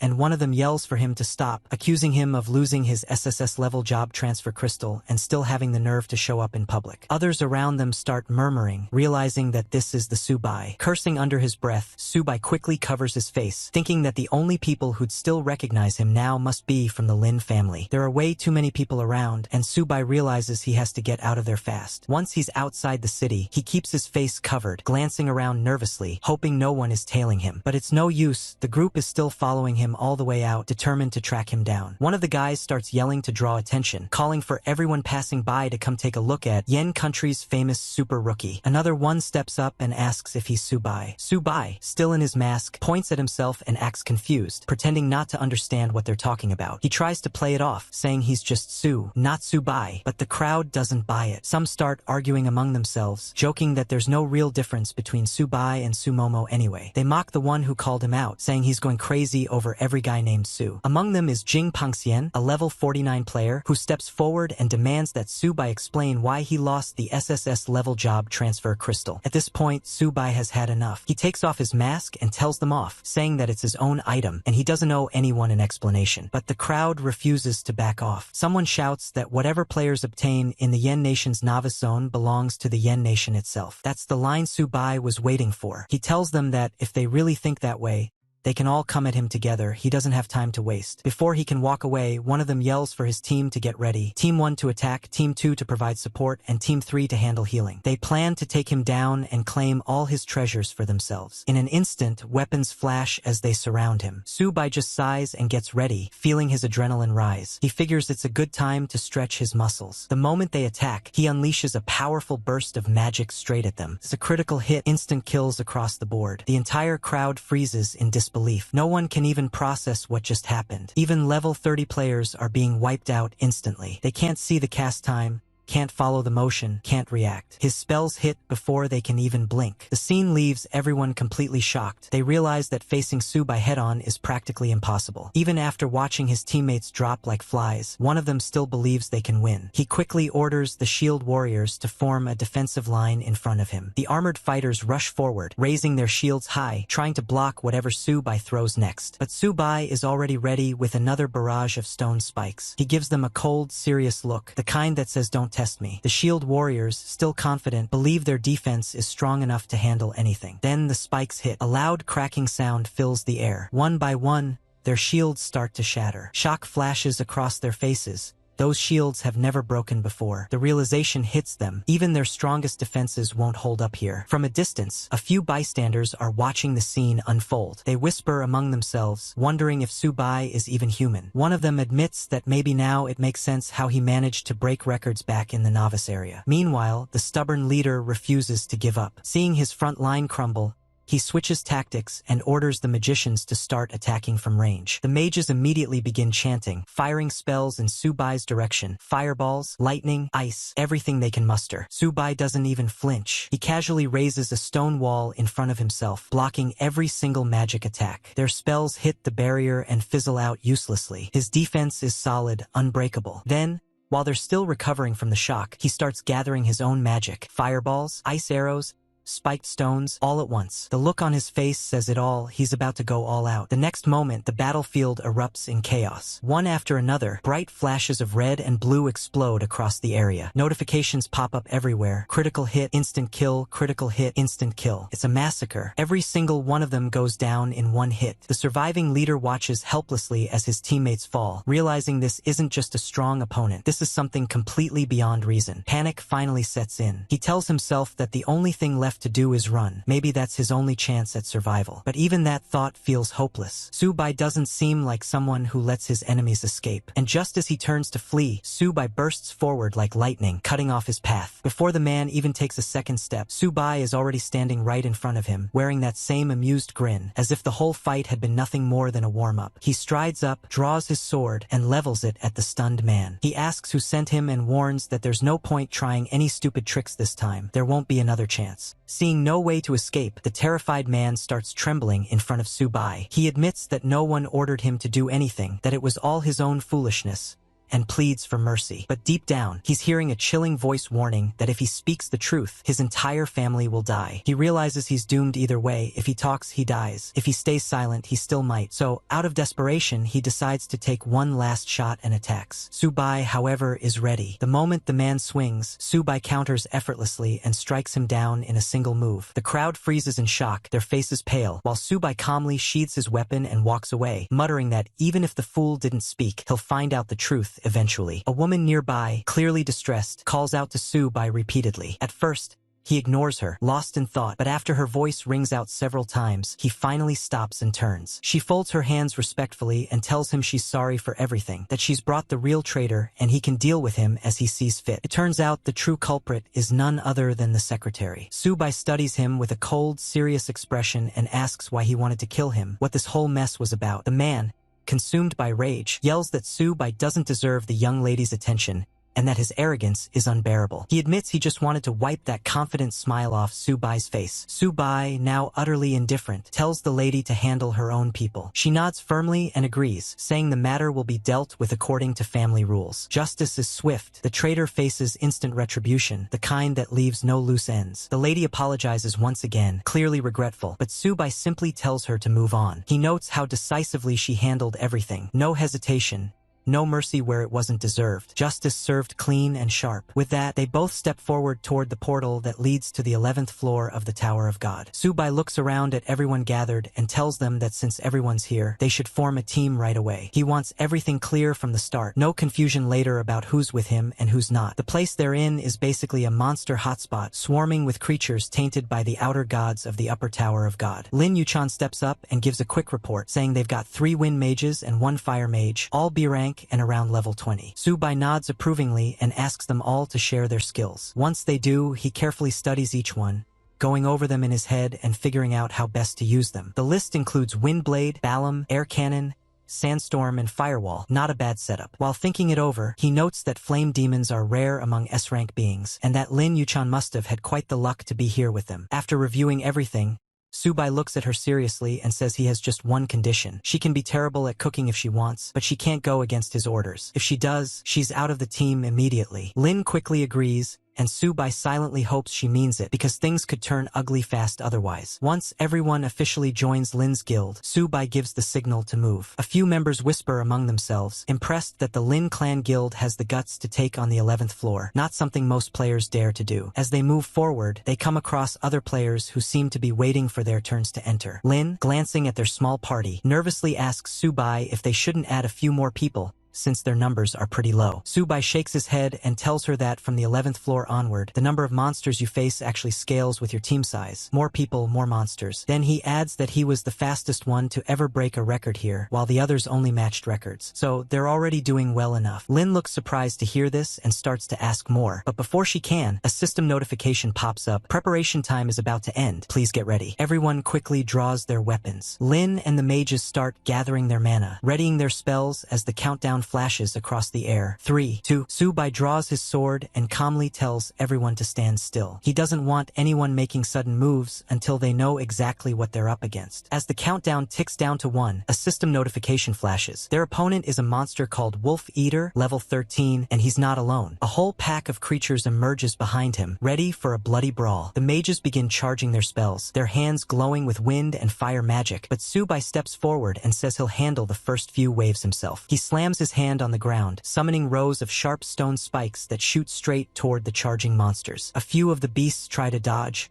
but the ones hit are instantly impaled. 1 hit, instant kill. 6 drop first, then 25. Subai mutters that dungeon experience really is on another level as his EXP bar keeps climbing. Soon, the 36th monster falls, and the rest start to hesitate. They charged in fearlessly at first, thinking the spikes couldn't possibly hurt them that much, but the growing pile of bodies proves otherwise. Still, they're mindless beasts. They keep rushing, only to get skewered one after another. Another 29 go down in seconds. Lin Yuchan just stands there, completely stunned. She always knew Subai was strong, but this level of power? It's beyond anything she's seen before. The other mages glance at each other, realizing they're basically just spectators to a one-man massacre. Lin can't help thinking that it almost feels like Subai has no cooldowns at all. He's just casting endlessly. When the last monster collapses, the battlefield goes silent. Subai calmly sheathes his sword, dusting off his hands as if nothing happened. Lin, still amazed, tells him that she's never seen a mage fight like this, not even among the strongest she's met. Subai just tells her that what she saw was nothing. It can be done even without weapons, using bare hands alone. Those words leave Lin completely speechless, and the other mages start whispering among themselves, saying they've finally found a real powerhouse to follow. Lin Yuchan simply nods and says they should move on, and the group begins walking again. Subai leads the way, telling everyone to hurry up and keep pace. After a short while, they arrive at the edge of a cliff overlooking a massive arena below. From there, Subai begins launching his stone spikes, while the mages around him follow with their own spells. Even though they know Subai hardly needs their help, they still join in, wanting to feel useful and contribute. Just as things seem to be under control, a sharp screech rings out behind them. A monkey idiot monster suddenly leaps toward the group. Lin Yuchan, still busy fighting the enemies in front, doesn't even notice it, but Subai reacts instantly. He turns, draws his blade in one smooth motion, and strikes the creature down before it can reach her, saving her without a word. The group keeps pushing forward through waves of monsters until the terrain changes, and they arrive at a place known as Kikapo Hilchuri Slope. The air here feels heavier, filled with tension. Subai immediately takes command of the situation. He turns to Lin Yuchan and tells her to summon the flame demon. Lin acknowledges his order and begins chanting. A summoning circle lights up beneath her feet, flames spiral upward, and in the next moment, Balrog appears, a towering demon wreathed in fire, its eyes burning with fury and hunger for battle. Subai then tells everyone to prepare for combat. Lin replies that she's ready, standing firmly beside her fiery companion. Not long after, new monsters appear, Helchuri, level 14, stronger and more aggressive than the previous ones. The mages immediately begin casting Sandstorm and Firewall, while Balrog charges straight into the horde, unleashing a roar that shakes the ground. The battlefield erupts into chaos. Pillars of fire rise all around, consuming enemies one after another. Even Subai pauses for a brief moment, watching with mild amusement. He notes how every time the demon defeats a monster, it seems to grow stronger, and then, to everyone's surprise, it splits into smaller versions of itself. Subai can't help but grin slightly at the sight, thinking that having such a creature of his own would be quite fun. The mages, on the other hand, are in disbelief. They comment among themselves that the flame demon is incredible, realizing they can simply focus on ranged attacks while the smaller Balrogs handle close combat, turning the arena into a sea of flames. Amid the firestorm, Subai and his team stand their ground. Lin, still keeping an eye on her summon, informs Subai that the flame demon has already split into 8 forms,